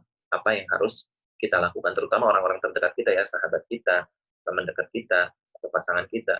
Ya. Maka kita meminta nasihat kepada mereka. Dan ketika kita dimintai nasihat, maka hukumnya wajib untuk kita memberikan nasihat itu. Baik. Kemudian di antara adab ya, ketika kita memberikan nasihat, tentunya tidak menasehati orang di depan orang banyak. Imam Syafi'i rahimahullah ta'ala sendiri pernah memiliki syair ya, yang maknanya jangan nasihati aku depan orang banyak. Kalau kamu nasihatin aku depan orang banyak, jangan salahin aku nggak bakalan dengerin nasihat kamu sama sekali. Maknanya kurang lebih seperti itu ya. Ini syair perkataan Imam Syafi'i rahimahullah ta'ala. Kenapa? Tabiatnya manusia nggak mau aibnya diumbar depan banyak orang. Kita tahu, mungkin kita salah. Kita tahu, kita punya kesalahan yang harus kita koreksi, yang harus kita benahi, harus kita perbaiki. Tapi kita pasti tabiat manusia nggak senang. Lu tuh kayak gini amat sih, gini diomonginnya di depan teman-teman yang lain. Yang ada kita mungkin rasa ego kita akan muncul, rasa emosi kita akan keluar, kita akan ngebela diri, ngebela kesalahan kita. Dan ini terkadang bukan murni kesalahan kita, tapi bisa jadi kesalahan yang menasehati. Maka kita ketika ingin menasehati seseorang, disunahkan ya, bukan disunahkan, adabnya ya, ini lebih dari sunnah ya, adabnya yaitu kita menasehatinya empat mata. Bentar deh, gue mau ngomong, maaf ya tadi kayaknya sikap lo tuh kurang pas deh, soalnya gini. Nah, kita dengan hikmah kasih tahu kayak gini, ngomong empat mata berdua, insya Allah Ta'ala yang seperti ini dari hati ke hati akan lebih diterima ya, dibanding kita ngomong langsung depan banyak orang, ya otomatis dia juga bakal ngebela kesalahannya. Jangan sampai kita menjadi penyebab orang ngebela kesalahannya, bertahan di atas kesalahan untuk menjaga gengsi dan egonya dia. Makanya kita pun sebagai yang memberikan nasihat harus melihat situasi dan kondisi sekitar kita. Karena kita pun kalau ada di posisi itu, tentunya kita nggak mau dinasehati depan orang lain. Maka ad-dinun nasihat. Agama ini adalah nasihat. Al-Imam Syafi'i rahimahullah ta'ala bahkan pernah mengatakan mengenai komentar beliau tentang surat Al-Asr.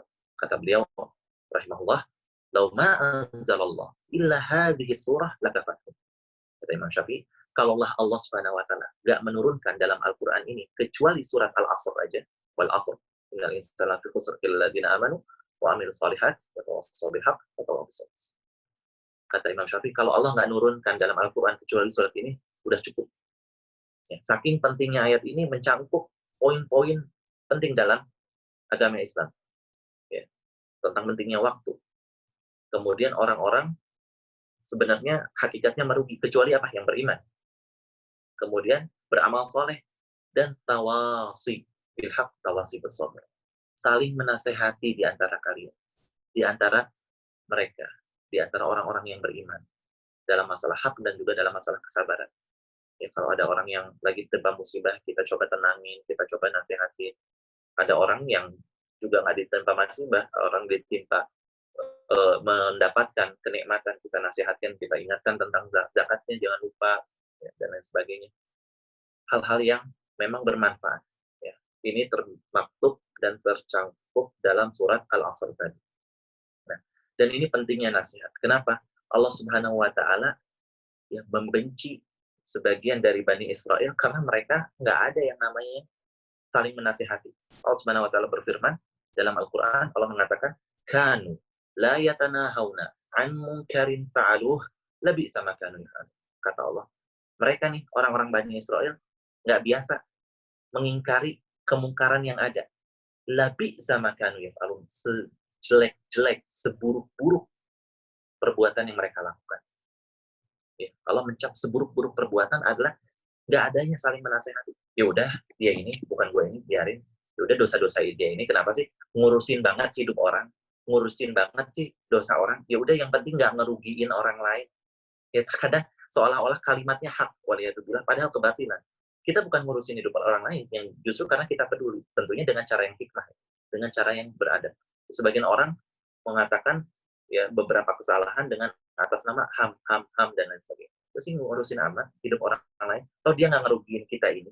Kalau itu perbuatan yang mungkar, yang kena azab, kalau Allah turunkan azab, bukan dia doang, kita juga.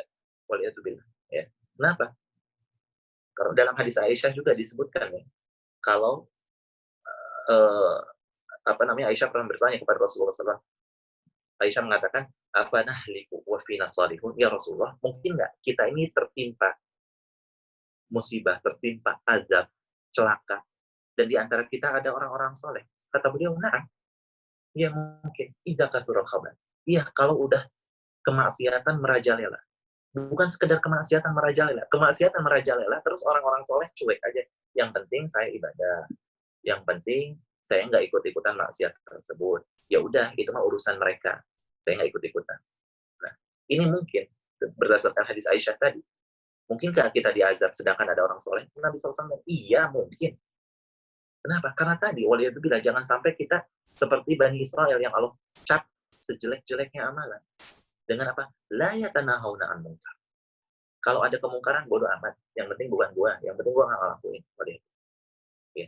Tentunya kita harus mengingkari kemungkaran dengan cara yang hikmah, ya, bukan dengan cara yang anarkis, bukan dengan cara yang tidak hikmah, bukan dengan cara seolah-olah kita menjadi orang yang paling benar, enggak. Tapi ya, kita harus bisa mengingkari kemungkaran sebisa mungkin, ya, dengan nasihat, ya, dengan tulisan, dengan kita chat orangnya yang kita kenal, kita bisa semampu kita sebisa mungkin. Ya, jangan sampai punya pemikiran waliyadzubillah, apalagi terdoktrin dengan pemahaman ham yang di luar batas. HAM penting, hak asasi manusia perlu dijaga, tapi ada batasan-batasan syariat yang tentunya derajatnya jauh lebih tinggi dari yang namanya HAM.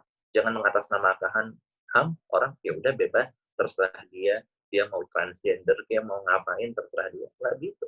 Ya. Selama kita bisa nasihati. Dan ini adalah berdirinya agama ini dengan nasihat. Dan nasihat itu nggak harus ya orang yang menasehati, orang yang mendakwahkan, itu dia udah bisa melakukan semuanya.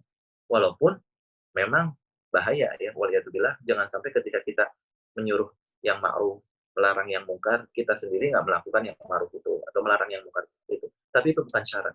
Namanya manusia, kita mungkin salah. Ya. Tapi setidaknya kita berusaha untuk mengerjakan yang ma'ruf, menjauhi yang mungkar. Dan kita harus melaksanakan amar ma'ruf nahi mungkar tadi. Tanpa harus menunggu kita jadi orang soleh dulu, kita udah benar-benar jadi orang baik. Ya. Tapi setidaknya kita tahu itu tuh salah, dan kita nggak ngebela bahwa itu tuh benar dengan syubhat-syubhat yang ada ya. Bagaimana kita seperti jelaskan di hadis yang ke-6 ya. Jangan sampai ngebela suatu kesalahan dengan syubhat-syubhat yang ada. Ini kesalahan, kita nasihati. Walaupun bisa jadi kita sendiri belum tentu sudah meninggalkannya 100%. Tapi kita juga lagi dalam proses meninggalkan kekeliruan atau kesalahan atau syubhat tersebut. Tapi kita bisa menasihati yang lain. Jadi syarat menasihati itu nggak harus kitanya udah benar-benar meninggalkan. Kalau kayak gitu, nggak bakal ada orang yang berani nasihat. Nggak akan ada di dunia ini yang namanya amar ma'ruf nahi mungkar. Karena semua orang takut dosa. Nggak, saya sendiri aja belum jadi orang benar. Saya sendiri aja kadang masih terjerumus ke dalam kesalahan tersebut. Setidaknya kita bisa menasihati dan amar ma'ruf nahi mungkar tentunya dengan cara yang hikmah, bukan dengan cara yang anarkis. Baik. Kemudian Rasulullah SAW menyebutkan lillahi, untuk Allah Subhanahu wa Ta'ala. Maksudnya nasihat untuk Allah, bukan kita menasihati Allah Subhanahu wa Ta'ala. Tapi para ulama menyebutkan bahwa nasihat untuk Allah yaitu kita beramal ikhlas untuk Allah Subhanahu wa Ta'ala. Kita bertauhid kepada Allah Subhanahu wa Ta'ala. Kita tidak berbuat syirik kepada Allah Subhanahu wa Ta'ala. Kita menunaikan hak-hak Allah Subhanahu wa Ta'ala. Makanya dalam Al-Qur'an ya, Allah menyebutkan wa ma qadarullah haqqa qadri. Di antara manusia banyak yang tidak menunaikan hak-hak Allah sebagaimana mestinya. Ya, banyak hak Allah yang kita sepelekan, banyak yang hak Allah yang kadang tidak kita tunaikan. Kewajiban kita kepada Allah Subhanahu wa Ta'ala. Ya. Karena sebagaimanapun kita berusaha beramal soleh, ya, Allah Subhanahu wa Ta'ala akan memberikan kita ganjaran surga ketika kita ikhlas, kita bertauhid, kita menjauhi syirik, kita beramal soleh. Tapi sebanyak amal soleh itu tidak akan bisa membayar surganya Allah Subhanahu wa Ta'ala yang kenikmatannya abadi, yang kenikmatannya luar biasa. Bagaimana yang disebutkan oleh Rasulullah SAW, bahwa hal tersebut adalah rahmat Allah Subhanahu wa Ta'ala, bukan karena amalan kita, tapi karena rahmat Allah. Makanya nggak heran ada seorang wanita pezina ngasih minum anjing, Allah Subhanahu wa Ta'ala masukkan dia ke dalam surga. Kenapa? Karena rahmat Allah. Kalau karena amalan itu nggak bakal bisa setara dengan surganya Allah. Ngasih minum anjing setara dengan kenikmatan abadi surganya Allah. Tapi perempuan ini ikhlas. Perempuan ini karena itu ya sekecil apapun amalan, kata para ulama, kita nggak tahu, bisa jadi amalan tersebut yang memasukkan kita ke dalam surganya Allah, yang mengundang rahmatnya Allah. Allah ridho kepada kita, Allah rahmati kita, Allah ampuni dosa. Ya, selama seorang tidak berbuat kesyirikan. Ya makanya kita tahu dalam ayat yang ma'ruf Allah mengatakan innallaha la yaghfiru ayyushraka bih wa yaghfiru ma duna dzalika liman yasha. Allah nggak mengampuni dosa syirik, tapi mengampuni dosa selain syirik. Kalau dia beriman, dia tidak berbuat syirik, amalannya sedikit, bisa jadi yang sedikit itu mengantarkan dia kepada surga. Makanya pernah kita sebutkan ya pada beberapa pertemuan yang lalu, beda antara ketika Allah mengatakan ku anfusakum wa ahlikum nar, peliharalah diri kalian dan keluarga kalian dari siksa neraka.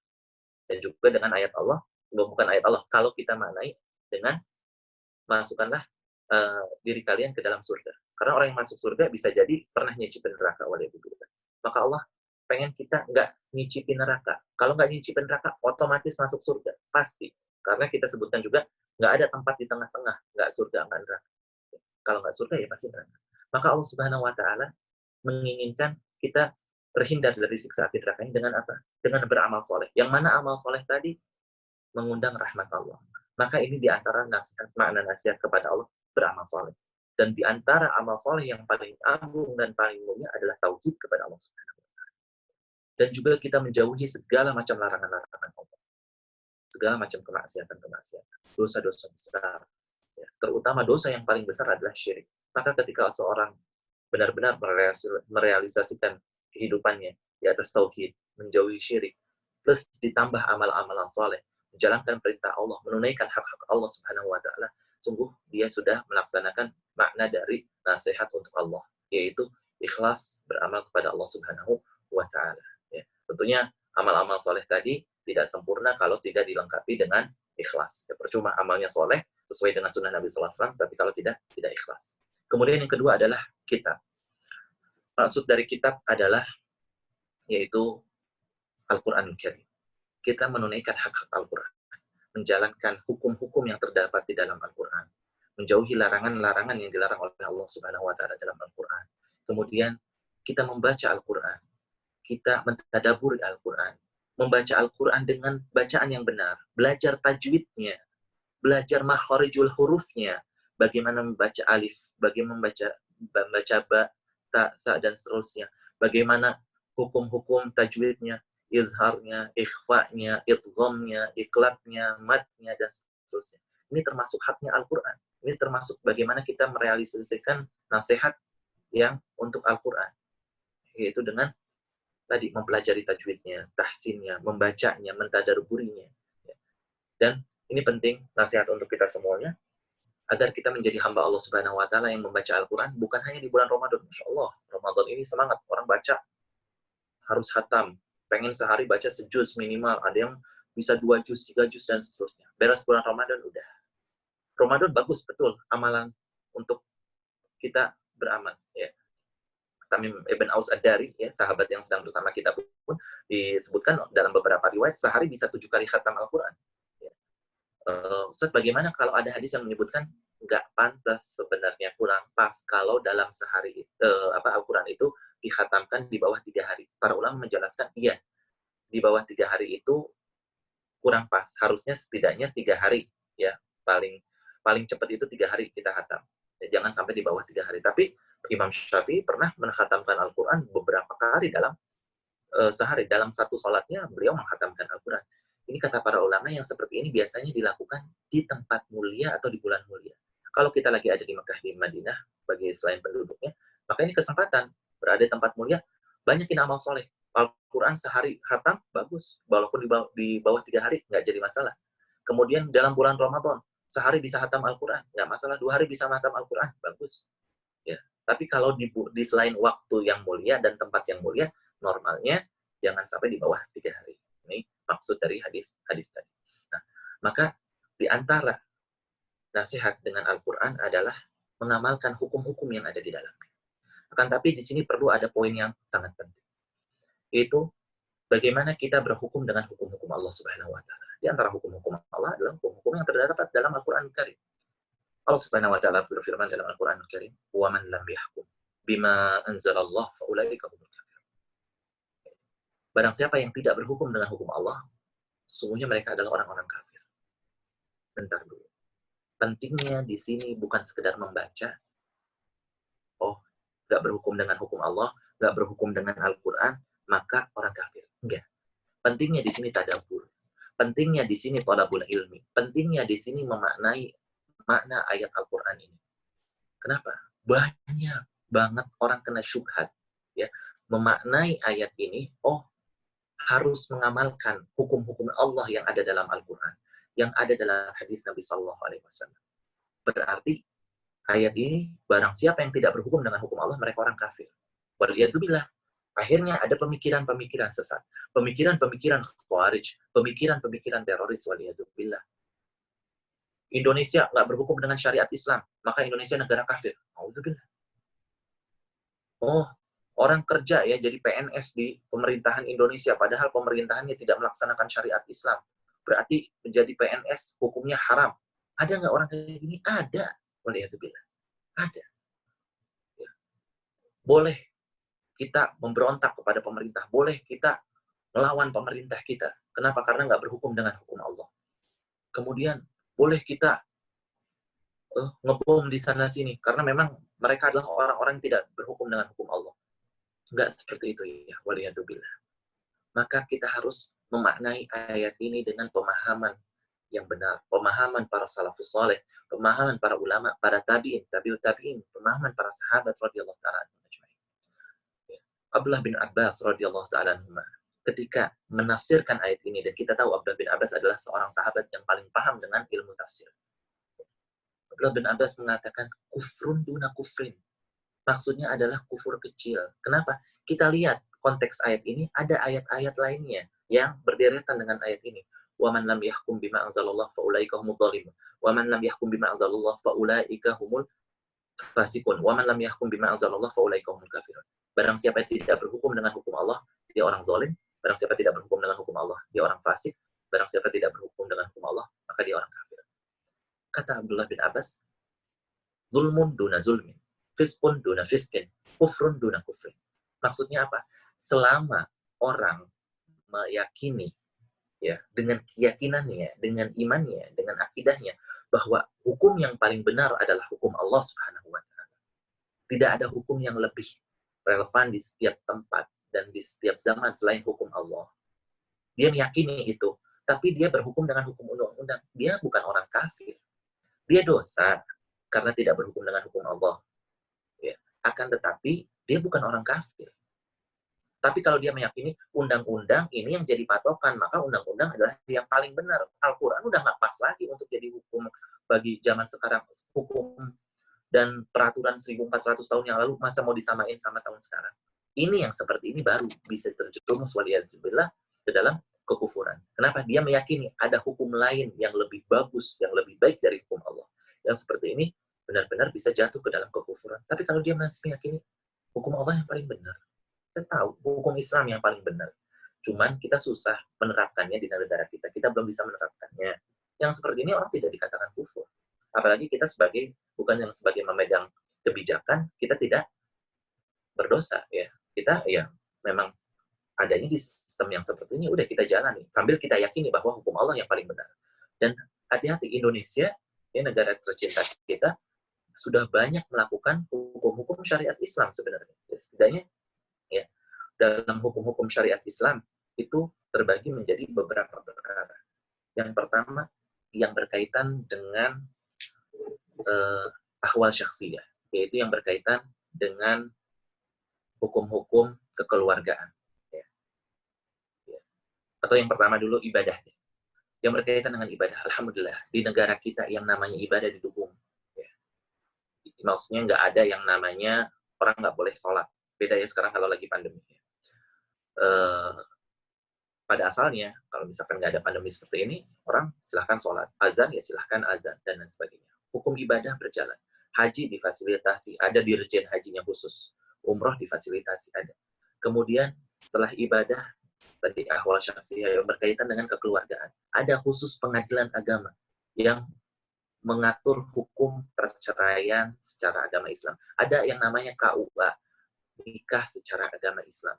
Kemudian ada yang namanya di pengadilan masalah perwarisan secara agama Islam. Ada hakim-hakim yang berhukum dengan hukum Islam ini. Sudah dua perkara. Kemudian tentang masalah ekonomi. Ya, walaupun Indonesia masih banyak riba yang tersebar, setidaknya masih ada yang namanya bank-bank Islam. Walaupun tidak murni 100% Islam, tapi masih tidak dilarang ya praktek-praktek bank-bank atau perbankan ataupun lembaga keuangan yang memang anti riba. Alhamdulillah berjalan, kemudian mendapatkan izin, memiliki surat izin dan legal di negara kita. Kemudian kriminalitas. Kriminal ya di Indonesia, misalkan apa dalam syariat Islam, zina dikatakan suatu kemaksiatan, suatu kriminal. Di Indonesia juga dikatakan kriminal. Minum khamar ya sama. Di kita pun hal yang sama, mencuri sama dan lain sebagainya. Setidaknya kalau tadi udah ada 4 poin. Poin yang kelima, hukuman. Hukuman ini yang sedikit atau yang berbeda. Hukuman bagi orang yang berzina dalam agama Islam, rajam ataupun cambuk. Hukuman bagi yang mencuri adalah potong tangan. Dan hukuman-hukuman yang lainnya, hukuman yang ada dalam syariat Islam. Di Indonesia,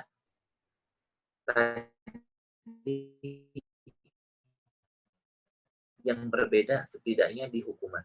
Tangan tidak dicambuk. Kalau kita bagi 5 ibadah, kemudian yang berikutnya adalah tadi masalah kekeluargaan, kemudian masalah ekonomi, kemudian masalah kriminal, kemudian masalah hukuman. 5 hal. Kalau kita bagi 20%, 20%, ya, ada 100%. Setidaknya di Indonesia, Masya Allah, hampir 80% syariat Islam ini jalan. Ya. Masalah ibadah, masalah kekeluargaan, masalah ekonomi, kemudian tadi masalah suatu kemaksiatan yang dianggap oleh syariat kita adalah suatu kesalahan, suatu kriminal dianggap kriminal. Yang berbeda setidaknya dalam pelaksanaan hukuman. Bukan hukuman cambuk, bukan hukuman potong tangan, tapi hukuman penjara. Setidaknya yang namanya 80%, bahkan lebih dari 80%. Masa mau kita bilang negara Indonesia adalah negara kafir? Ya, Indonesia tidak berdasarkan asasnya. Kalau di Arab Saudi, jelas. Asas negara ini adalah Al-Quran dan Sunnah. Maka kalau di sini, Masya Allah, undang-undang berdasarkan firman Allah dalam surat ini, berdasarkan hadis Nabi SAW riwayat Bukhari ini, maka undang-undang menyatakan demikian. Makanya di sini yang namanya hakim, yang namanya pengacara itu wajib alumni fakultas syariah, nggak boleh nggak, harus fakultas syariah, karena dia harus belajar tentang masalah fikih, harus belajar tentang masalah usul fikih. Yang jadi kitab pedoman bagi para hakim dan pengacara adalah kitab fikih mazhab Hambali. Maka wajib seorang hakim jurusannya harus fikih, harus usul fikih, nggak bisa enggak. Kenapa? Karena yang memang jadi dasar hukum di negara ini, misalnya di Arab Saudi adalah syariat Islam, Al-Quran dan Sunnah. Memang di Indonesia bukan menjadikan secara Al-Quran dan Sunnah syariat Islam sebagai landasan pokok negara. Kita kan Pancasila, UUD 45 dan sebagainya. Nah, tapi setidaknya hukum-hukum syariat Islam berjalan di negara kita, alhamdulillah. Maka jangan sampai kita waliyadzubillah kena syubhat gampang memvonis Indonesia negara kafir. Ya udah, hukumnya aja kayak gini. Ya, jangan sembarangan kena vonis seperti ini, dan juga jangan juga kena syubhat. Tadi syubhat yang pertama ya, syubhat main mengkafirkan aja. Tadi firman Allah, nggak berhukum dengan hukum Allah, maka mereka orang-orang kafir. Dan juga jangan sampai kena syubhatnya orang-orang liberal. Udah nggak pantas hukum 1400 tahun yang lalu dipakai di tanah Jazirah Arab yang padang pasir, kemudian dipakai di era modern 2020. Ini pun syubhat. Yang kita yakini, harus kita imani, akidah kita, hukum Allah adalah hukum yang terbaik dimanapun dan kapanpun. Selebihnya kalau misalkan di Indonesia, kita bukan yang memegang kebijakan tentang hukum. Kita nggak bisa main ganti gitu aja UUD 45 Pancasila. Ya, kita Indonesia negara maju. Tapi setidaknya kita tetap meyakini ini, walaupun prakteknya kita belum bisa 100% menjalankan syariat Islam dan hukum-hukum Allah. Setidaknya kita pun kalau terpaksa, ya ada beberapa hal yang memang di situ udah kewajiban bayar pajak, mau nggak mau gimana, tapi kewajiban pajak nggak boleh dalam Islam. Tapi ini nggak mau, kita tetap mengingkarinya, tapi ya udah, ini untuk maslahat dan lain sebagainya. Apalagi ini ada pembahasan yang khusus ya. Intinya kita mengimani bahwa syariat Allah yang paling benar, hukum Allah dalam Al-Quran dan hukum Rasulullah SAW dalam hadis adalah yang benar, cocok di sebuah tempat dan zaman. Walaupun belum bisa kita praktekkan 100%. Kalaupun ada kemungkaran yang harus kita lakukan, ya dengan terpaksa tetap kita mengingkarinya dengan hati dan kita mengimani bahwa hukum Allah adalah yang paling benar. Ya. Maka itu diantara nasihat kepada kitab Allah. Kemudian untuk Rasul, ya sebagaimana kita sebutkan definisi dari iman kepada Rasul SAW, yaitu apa? Tasdiquhu fima akhbar, membenarkan semua yang beliau sampaikan. Kemudian apa? Ta'atuhu fima amar, mentaati semua yang beliau perintahkan. Kemudian juga apa? Wajtinabu manaha anhu wa zajar, menjauhi seluruh larangan-larangan beliau alaihi salatu wassalam. Kemudian wa alla yu'badallahu illa bima syara', dan tidak beribadah kepada Allah kecuali apa yang disyariatkan oleh Rasulullah. Setelah kita jelaskan bagaimana pentingnya kita beribadah sesuai dengan sunnah Rasulullah SAW dan juga ikhlas. Makanya Allah berfirman dalam surat Al-Imran apa? Qul in kuntum tuhibbunallah fattabi'uni. Wahai Muhammad, katakan, barang siapa jika kalian mencintai Allah Subhanahu wa taala, maka ikutilah aku. Mengikuti sunnah-sunnah Rasulullah SAW. Ya. Dengan sunnah-sunnah beliau yang sangat-sangat banyak, ya, tentunya sunnah dari hadis-hadis yang sahih ataupun hadis yang hasan, kemudian juga dengan amalan yang ikhlas. Ya. Karena kita pernah sebutkan di antara tafsir surat Al-Mulk, liyabluwakum ayyukum ahsanu amala, Allah ingin menguji kalian dengan amalan terbaik. Amalan terbaik bukan yang paling banyak, tapi yang paling sesuai dengan sunnah Rasulullah SAW dan juga paling ikhlas. Ya. Kemudian yang berikutnya, wali a'immatil muslimin. Ini nasihat untuk pemimpin. Ini juga penting. A'immah muslimin. Siapa sih definisi a'immah muslimin? A'immatul muslimin, kata para ulama, terbagi menjadi dua. A'immah, makna yang pertama adalah ulama. Makna yang kedua adalah umar. Maka a'immatul muslimin, pemimpin-pemimpin kaum muslimin adalah ulama dan pemimpin pemerintahan. Ulama yang memimpin kita dalam masalah agama. menjadi patokan kita, rujukan kita dalam masalah beragama kita. Adapun pemimpin secara struktural di pemerintahan adalah pemimpin kita dalam masalah dunia. Maka nasihat juga berlaku untuk para pemimpin, baik ulama ataupun pemimpin-pemimpin, penguasa-penguasa di pemerintahan kita yang sah. Maka makna dengan nasihat kepada ulama yaitu kita bagaimana menghormati ulama, ya, menghargai hak-hak mereka, ya. Tidak serta-merta menggibahi ulama, menyebutkan aib-aib ulama, ya, kemudian main pentahdir-tahdir ulama dan lain sebagainya, kecuali memang yang di situ ada letak kesalahannya, dan kesalahannya memang sangat fatal, terutama berkaitan dengan akidah. Memang ini harus kita peringatkan kaum muslimin, ya. Dan tentunya juga kita harusnya bisa menasehati si ustadz tersebut, ya. Ustadz Afwan ini kayaknya ada kesalahan, menasehatinya juga dengan cara yang baik, dengan cara empat mata di SMS dan sebagainya. Kalau masih terus-terusannya yang sudah dinasehati, maka ini termasuk Allah alam sebutkan para ulama gibah yang dibolehkan, karena madarat dia banyak, dia nyebarin syubhat buat umat. Maka kita pun harus membantah, ya, harus membantahnya, karena ini sudah terlewat batas. Tapi ada tahapan-tahapan yang nggak langsung main tahdir, ya. Sebagaimanapun kalau memang dia memang ulama benar, ya, karena banyak orang yang mengaku ulama ataupun dianggap ulama padahal bukan ulama. Ya, ma'ruf di Indonesia ada dianggap ulama, dianggap ahli tafsir, akan tapi mengatakan hijab nggak wajib, anak-anaknya nggak pakai hijab, ya. Mengatakan Rasulullah SAW nggak dijamin masuk surga. Ini yang seperti ini hati-hati, ya. Sebagaimanapun ilmunya, bagaimana bisa mengingkari firman Allah dalam surat An-Nur 31 dan Al-Ahzab 59 bahwa sepakat ulama bahwa hijab itu wajib, terlepas dari cadar wajib atau sunnah, ya, bukan sekedar pakaian kehormatan. Yang seperti ini para ulama menjelaskan boleh kita ingatkan manusia. Kenapa? Jangan sampai kena syubhat-syubhat lain. Nah, tapi kalau misalkan hal-hal yang lainnya, ya kita tentunya dengan cara adab, ya. Secara umum, kalau misalkan Ustaz, kayaknya kemarin ada yang salah. Masalah perbedaan pendapat, ya. Ada beberapa Ustaz yang mengatakan, misalkan, kita kasih contoh, ya.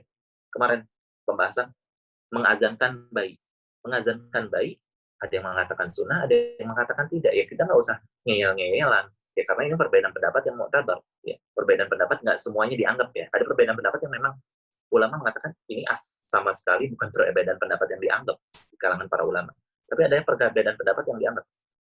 Mau beres tidak, ada yang mengatakan begini, ada ketika tahiyat yang menggerakkan, nggak menggerakkan. Ini perbedaan pendapat yang terjadi, nggak usah saling menyalahkan, ya.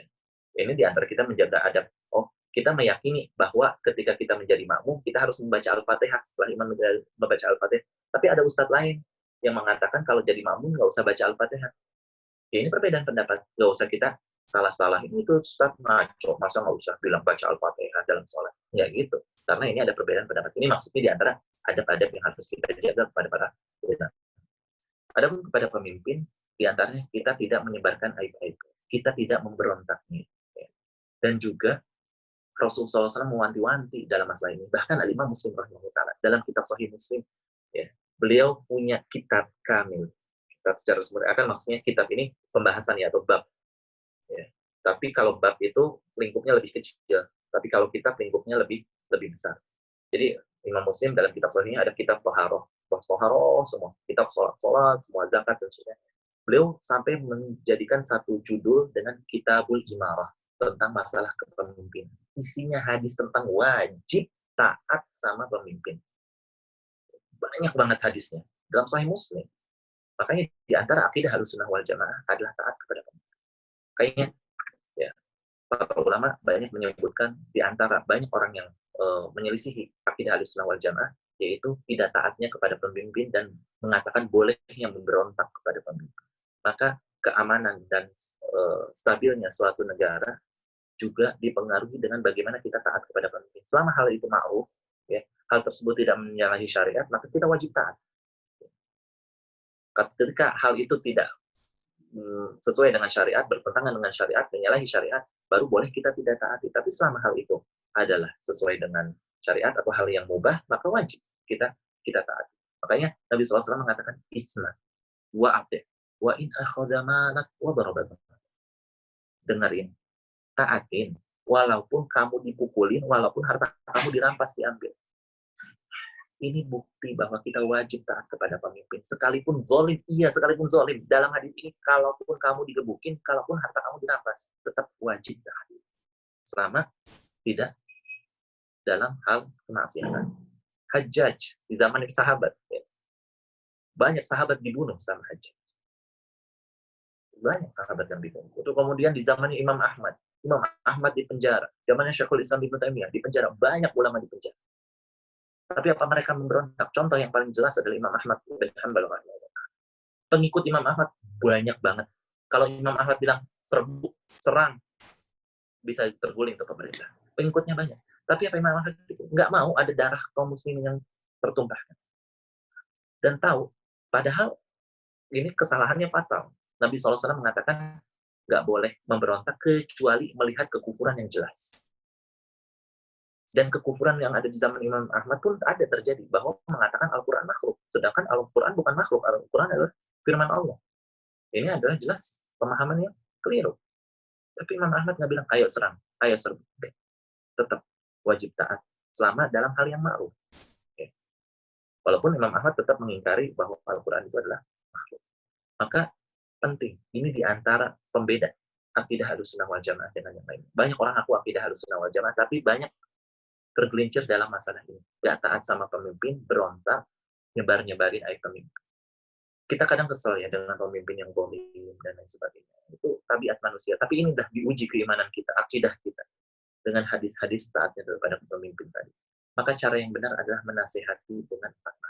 Kita bisa kasih surat, bukan surat terbuka, ya, surat tertutup. Atau kita bisa lewat orang yang kira-kira punya jalur untuk bisa ngomong sama pemimpin yang pemegang-pemegang kebijakan, dia nasihati. Makanya Nabi SAW mengatakan dalam hadis yang sahih, yang diriwayatkan oleh banyak ulama, bahwa man aroda an yansuha li sultan fala yubdihi alaniyah, kata Nabi SAW.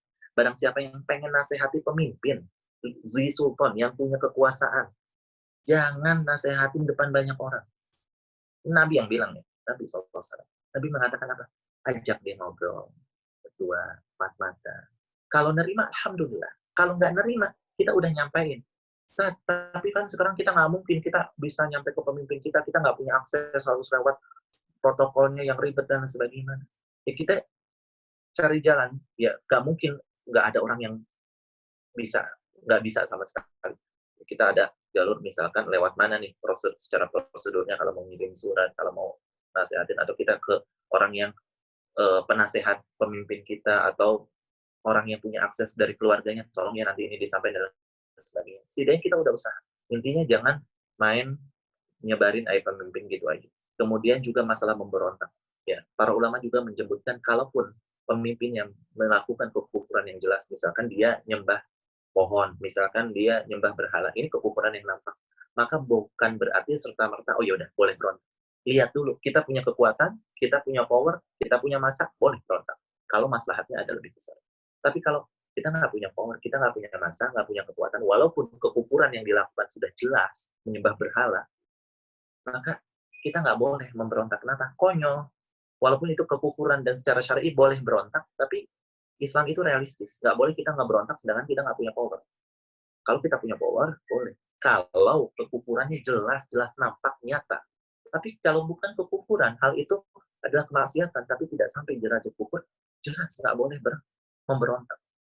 Kalaupun itu kekufuran, kita nggak punya kekuatan aja, sedangkan kekuatan yang dimiliki oleh pemerintah lebih kuat, maka nggak boleh. Apalagi kalau bukan sampai derajat kekufuran. Maka di antara akidah Ahlussunnah wal Jamaah adalah menasehati pemimpin dengan cara yang tertutup dan juga tidak memberontak begitu aja. Kemudian yang terakhir, wa ammatihim, dan manusia secara umum, ya, yaitu manusia orang-orang ya, selain pemimpin, selain ulama, kita menasehati mereka. Tentunya nasihat itu harus mendahulukan yang namanya skala prioritas. Yang paling urgent, kemudian baru yang urgent. Bagaimana hadis Mu'adz ya, Rasulullah SAW mengutus beliau ke Yaman, suruh apa? Tauhid dulu. Kalau tauhidnya udah bagus, baru sholat, baru zakat, dan lain-lain. Jangan langsung ujuk-ujuk sholat, zakat. Sedangkan tauhidnya belum kuat. Maka tadi, di antara adabnya, nasihatin orang, jangan depan banyak orang. Ya, sebagaimana perkataan Imam Syafi'i. Kemudian, menasihati dari perkara yang paling urgent dulu, yang paling penting. Kalau dia masih melakukan kesyirikannya dulu kita nasihat. Jangan langsung dibabat habis, pelan-pelan. Ya. baru sholat, baru zakat, baru yang lainnya. Ya. Jangan dia melakukan kesyirikan, kemudian dia belum bayar zakat, zakatnya dulu yang kita omongin, ya, syiriknya dulu. Kenapa? Skala prioritas dalam masalah menasihati itu penting banget. Jadi kurang lebih itu, dan tentunya ketika kita menasihati orang lain, penting sekali dengan cara yang hikmah, bukan dengan cara arogan kita merasa paling benar, dia salah, kita lagi ngidang dia, kita ngejudge dia. Tentunya kali ini adalah nasihat yang keliru, tentunya dengan cara yang hikmah, yang ini adalah buahnya ingin kita peroleh, yaitu dia menerima nasihat yang kita sampaikan, gitu ya. Allah Ta'ala alam, hadis ini hadis sahih diriwayatkan oleh Imam Muslim rahimahullah Ta'ala. Barakallahu fikum, jazakumullah khairan. Afwan untuk waktunya, di sana sudah masuk waktu asar kayaknya, karena kan 2 jam ya, karena tadi kita mulai juga jam 4 ya. Bismillah, kita cukupkan sampai di sini. Sekarang juga di sini beberapa menit lagi ya, kalau nggak salah akan adzan maghrib. Mungkin kalau ada pertanyaan, di-save dulu pertanyaannya, ditunda minggu depan insya Allah dijawab. Insya Allah saling mendoakan. Terakhir, saya ingatkan diri saya pribadi dan kita lainnya semuanya. Yuk, Ramadan ini kita maksimalkan. Nanti malam 29, malam ganjil terakhir, maksimalin lagi ibadahnya, tahajudnya, doanya, tilawahnya, dan lain sebagainya. Semoga Allah Subhanahu wa Ta'ala mengampuni kita di bulan Ramadan ini. Allah bebaskan kita dari siksa api neraka, dan kita berusaha jangan jadi hamba Allah yang taat di Ramadan aja, tapi di luar Ramadan juga. Dan di antara ciri amal seorang diterima adalah amalan itu penting. Tarawihnya terjaga, berarti nanti kedepannya sholat malamnya terjaga, witirnya terjaga. Itu yang kita harapkan buah dari Ramadan atau madrasah Ramadan ini ada efeknya di kehidupan kita di 11 bulan yang akan datang. Dan tidak lupa malam ini malam Jumat, besok hari Jumat, berbanyak sholawat, al-kahfi, dan juga berdoa. Lagi besok ya, dan juga ntar malam juga perbanyak, kencengin doa kita di waktu-waktu akhir Ramadan ini. Jangan sampai kita gagal di waktu final ya. Sekarang sudah mau nyampe finalnya kita di Ramadan, nggak tahu kita tahun depan masih ada apa enggak. Saling mendoakan. Untuk kajian pekan depan nanti mungkin akan diumumkan ya, kita lihat apakah diliburkan dulu karena masih suasana lebaran atau gimana. Jadi insya Allah kita sampaikan. Kurang lebihnya saya mohon maaf, terima kasih banyak. Insya Allah saling mendoakan, doain saya juga, insya Allah kita juga, saya doain antum-antum semuanya, bimbingan ta'ala. Barakallahu fikum. Kita tutup sebelum dengan doa kafaratul majlis dengan doa Allahumma shalli ala Muhammad wa ala ali Muhammad wa salli ala Ibrahim wa ala ali Ibrahim innaka Hamidum Majid. Allahumma barik ala Muhammad wa ala ali Muhammad kama barakta ala Ibrahim wa ala ali Ibrahim innaka Hamidum Majid. Allahumma ighfir lana dhunubana wa kaffir 'anna sayyi'atina wa tawaffana ma'al abrar. Rabbana la tuzigh qulubana ba'da idh hadaytana wa hab lana min ladunka rahmatan innaka antal wahhab. Allahumma ati anfusana taqwaha wa zakkiha anta khairu man zakkaha anta waliyuha wa mawlaha. Allahumma aslih lana sya'nana kullahu wa la takilna ila anfusina tarfata 'ain. Rabbana Allahumma ya muqallibal qulub tsabbit qulubana 'ala dinik. Allahumma ya musarrifal qulub sarrif qulubana 'ala dinik. Allahumma inna nas'aluka al-huda wat tuqa wal 'afafa wal ghina. Allahumma ati anfusana taqwaha wa zakkiha anta khairu man zakkaha anta waliyuha wa mawlaha. Allahumma aslih lana sya'nana kullahu wa la takilna ila anfusina tarfata 'ain. Allahumma innaka 'afuwwun tuhibbul 'afwa fa'fu 'anna. Allahumma innaka 'afuwwun tuhibbul 'afwa fa'fu 'anna. Allahumma innaka 'afuwwun tuhibbul 'afwa fa'fu 'anna. Allahumma a'tib riqabana minan nar. Allahumma a'tib riqabana minan nar. Allahumma a'tib riqabana minan nar. Allahumma inna nas'aluka al-jannah wa ma qaraba ilayha min qawlin wa amal. Wa inna na'udzubika minan nar wa ma qaraba ilayha min qawlin wa amal. Rabbana la tuzigh qulubana ba'da idh hadaytana wa hab lana min ladunka rahmatan innaka antal wahhab. Rabbana hab lana min azwajina wa dhurriyyatina qurrata a'yun waj'alna lil muttaqina imama. Allahumma inna nas'aluka ilman nafi'an wa rizqan thayyiban wa 'amalan mutaqabbalan. Allahumma arzuqna husnal khatimah wa na'udzubika min su'il khatimah. Allahumma inna nas'aluka syafa'ata nabiyyika Muhammadin sallallahu alaihi wasallam. Rabbana taqabbal minna innaka antas samiul 'alim wa tub 'alaina innaka antat tawwabur rahim. Allahumma barik lana fi amwalina wa fi a'marina wa fi awqatina ya rabbal alamin innaka antas samiul mujibul qarib ya hayyu ya qayyum. Rabbana atina fid dunya hasanah wa fil akhirati hasanah wa qina adzabannar. Wassallallahu wasallam ala nabiyyina Muhammad wa ala alihi wasallam. Subhana rabbika rabbil izzati amma yasifun wa salamun alal mursalin walhamdulillahi rabbil alamin. Terima kasih atas waktu dan kesempatannya. Aidukum mubarak. Taqabbalallahu minna wa minkum. Insyaallah kita ketemu lagi di kesempatan yang akan datang. Entah libur atau enggak, nanti insyaallah akan disampaikan. Mungkin libur ya, kemungkinan besar. Barakallahu fikum. Tapi ingat, PR dan murojaah tetap berjalan. Dan hafalan hadisnya juga. Oke, kita tutup dengan kafaratul majlis. Subhanakallahumma wa bihamdika asyhadu an la ilaha illa anta astaghfiruka wa atubu ilaik. Saya undur diri. Terima kasih. kasih banyak dan mohon maaf atas segala macam kesalahan. Wassalamualaikum warahmatullahi wabarakatuh. Undur diri. Assalamualaikum warahmatullahi wabarakatuh. Waalaikumsalam warahmatullahi wabarakatuh. Jazakumullah khairan. Jazakumullah khairan, Ustaz. Pertanyaannya kalau ada minggu depan ya. Oke, pamit dulu. Barakallahu fikum. Ya, ya.